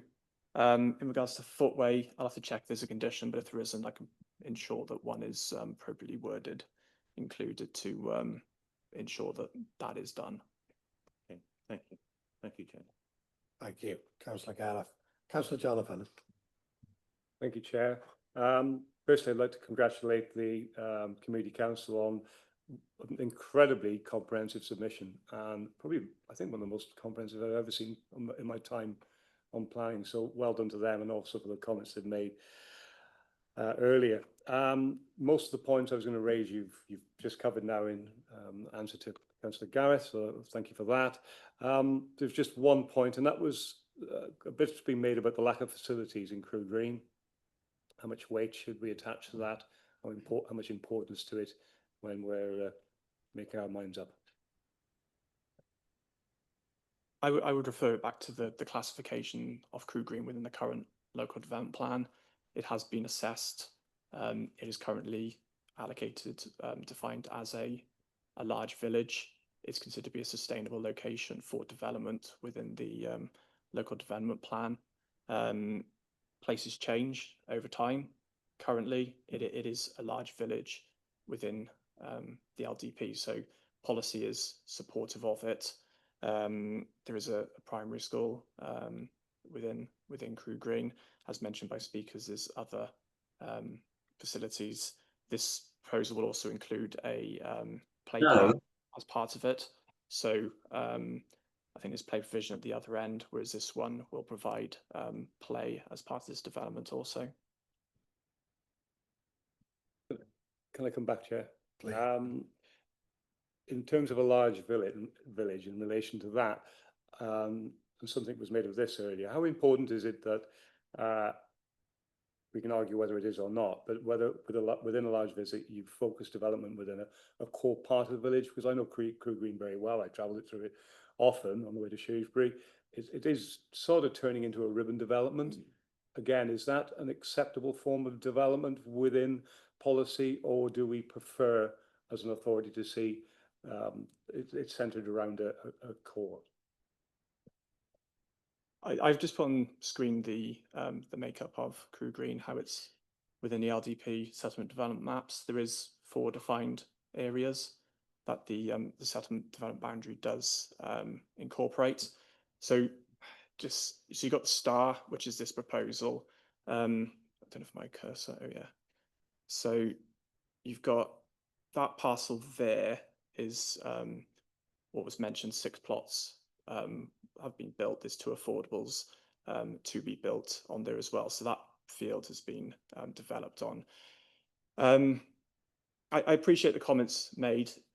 It is included. This was considered. It's been included as this settlement makeup within the LDP. It's been given a classification as a large village. Policy is supportive of exception sites in large villages. It seemed to be a logical extension to the large village of Crew Green, kind of following its existing makeup between existing residential developments along the B Road. So I do appreciate what is being raised, but with the current policy, it is a supported development for what's being proposed. Okay, thank you, Richard. Thank you, Chair. Thank you both. Councillor Edwin. Diolch, Cadeirydd. Yes, most of what I was going to ask you has been already covered by you fellow councillors, so diolch yn fawr. Only 2 points I can see.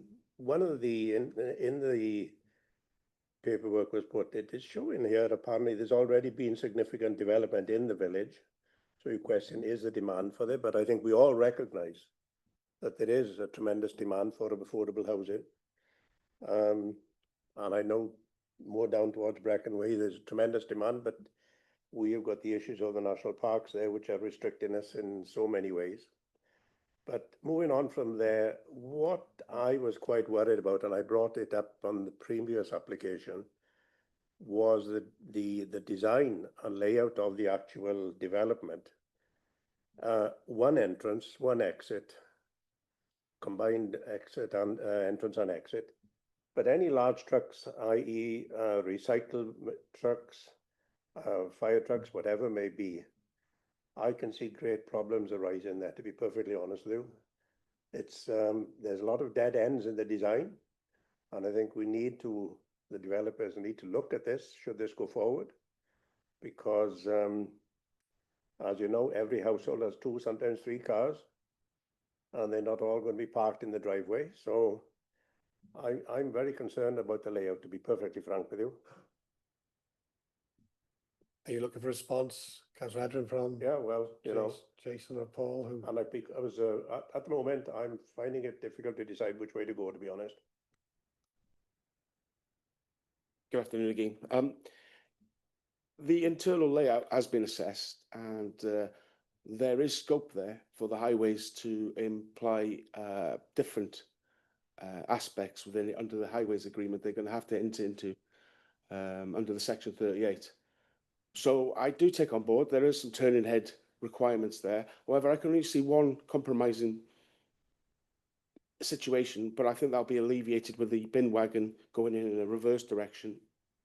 However, I think that's something that we can sort out on section 38 very easily with the developer itself. And this is not unnormal for this type of application to be re-evaluated minorly in a section agreement under the Highways Act. Yeah, I'm generally concerned because, you know, this is, I'm just looking 1, 2, 3, 4 dead ends here. And I think we can all assume to our own knowledge, there's more and more drivers not good as reversing as they used to be. But anyhow, Thank you, Councillor Edwin. Councillor Johnson, is that a legacy hand? I can't see anybody else indicating they wish to speak. Members, as always, we're in your hands. Councillor Hugh, thank you. Yeah, Chair, I think we've had a long sort of discussion about it. There have been some tremendous presentations. I've listened to the planning officer. I think it's time that we put it to the test, to be honest, we test the meeting. And for that to happen, I'll propose that we accept the planning officer's recommendation. Thank you, Councillor Hugh. Councillor Carl. I'm happy to second that, Chair. Thank you. Thank you, Councillor Carl. Anyone else wishing? No. In that case, it's been proposed and seconded to go with officer recommendation. Carol, would you be so kind as to put the voting slip into the chat box? Did you want all the conditions? Hold on for a sec, please. There was a condition about the footpath. And there was also section 38 that Jason mentioned. Yeah, the diversion of public right away is separate legislation, so I can. Go on, please.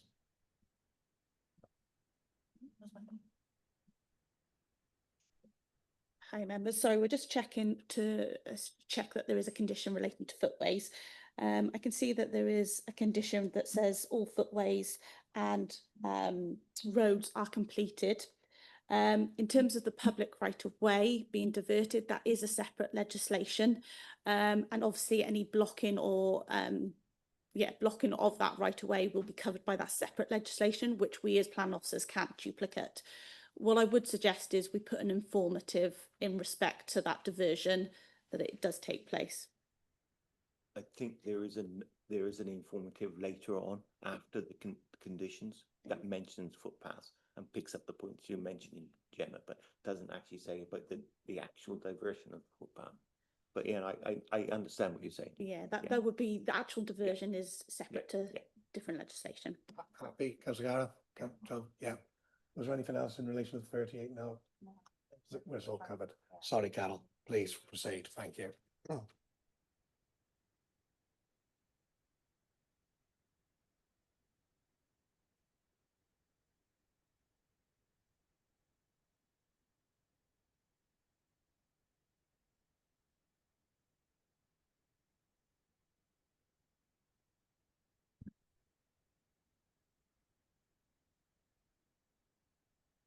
There you go.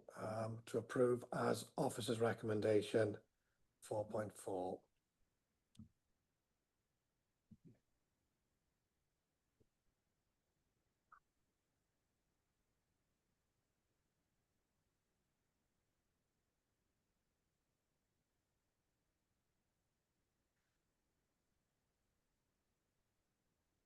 Carol, thank Yep. you. So Chair, 11 members eligible to vote.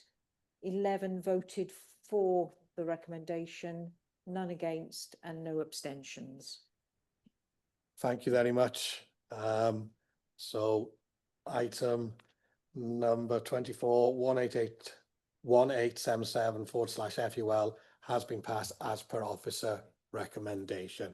Can I thank all speakers and all officers for their input, not just into that application, but all of them this morning. Members, I am aware of the time, but if you will bear with us, please. Next on the agenda is, where are we?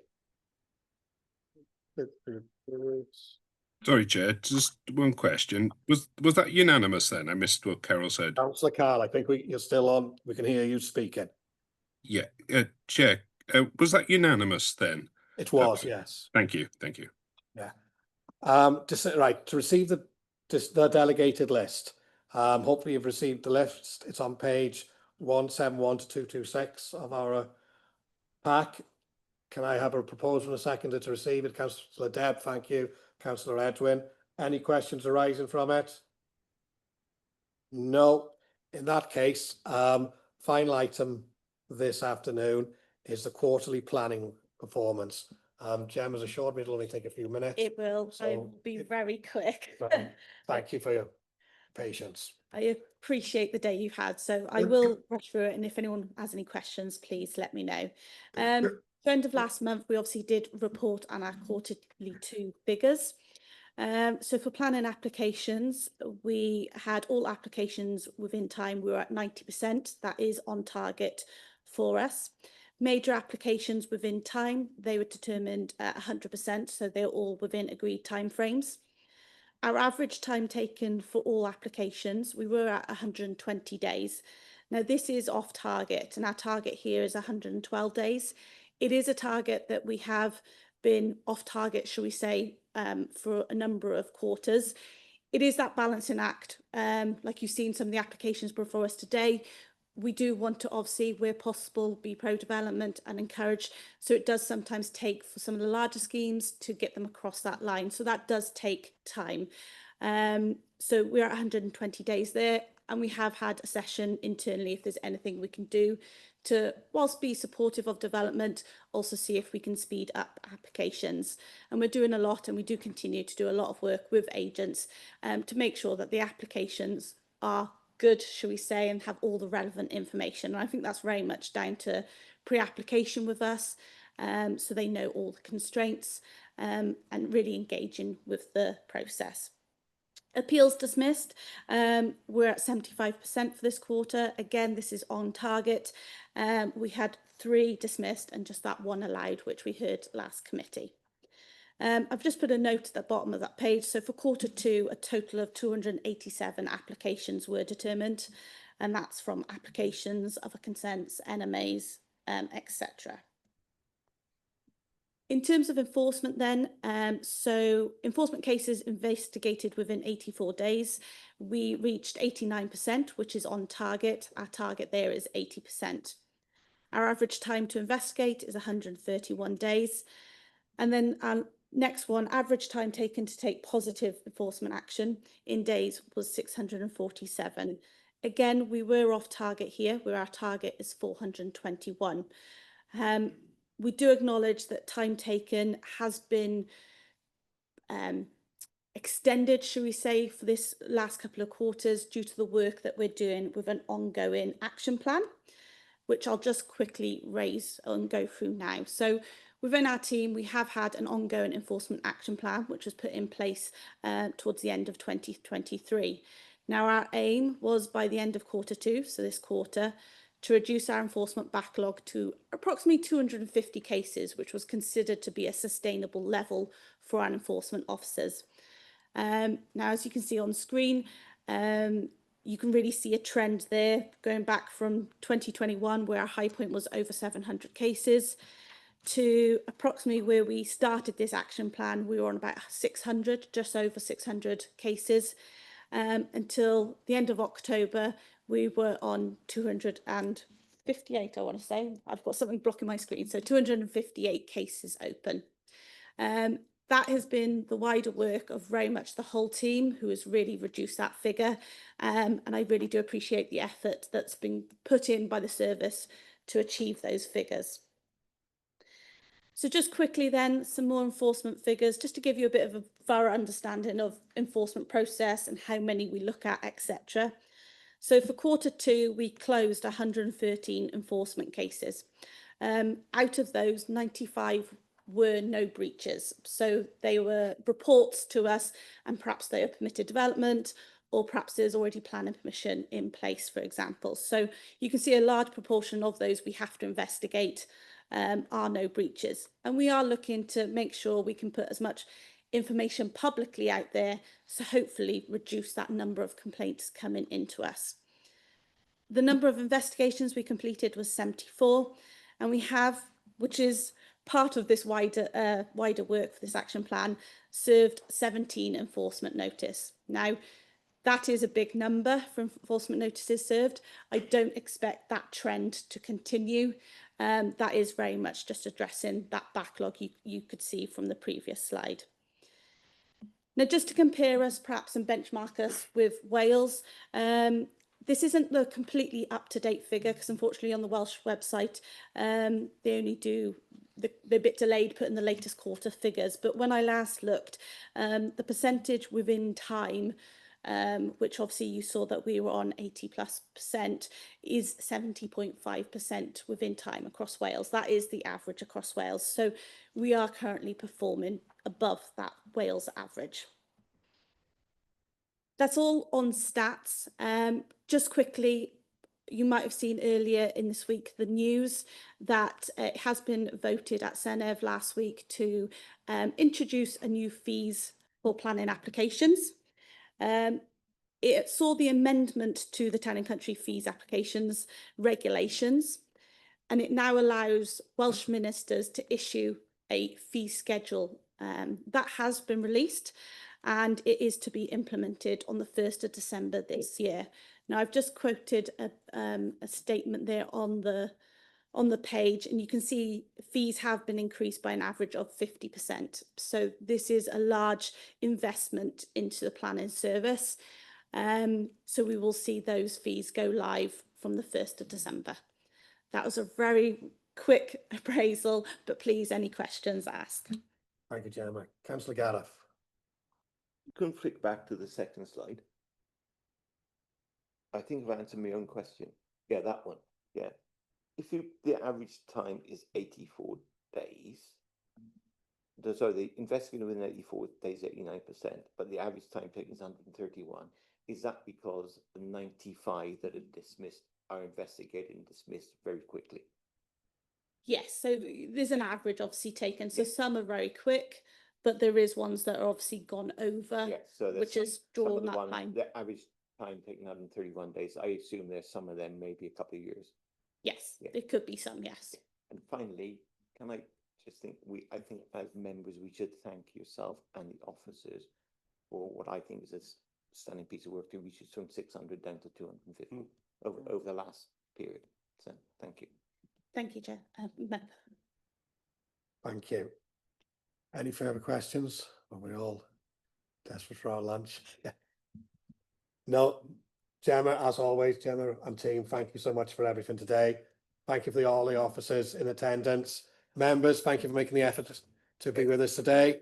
So, bydd i amser, wel, 2 o'r gloch, cael cyfarfod. Diolch yn fawr iawn i chi gyd. Thank you.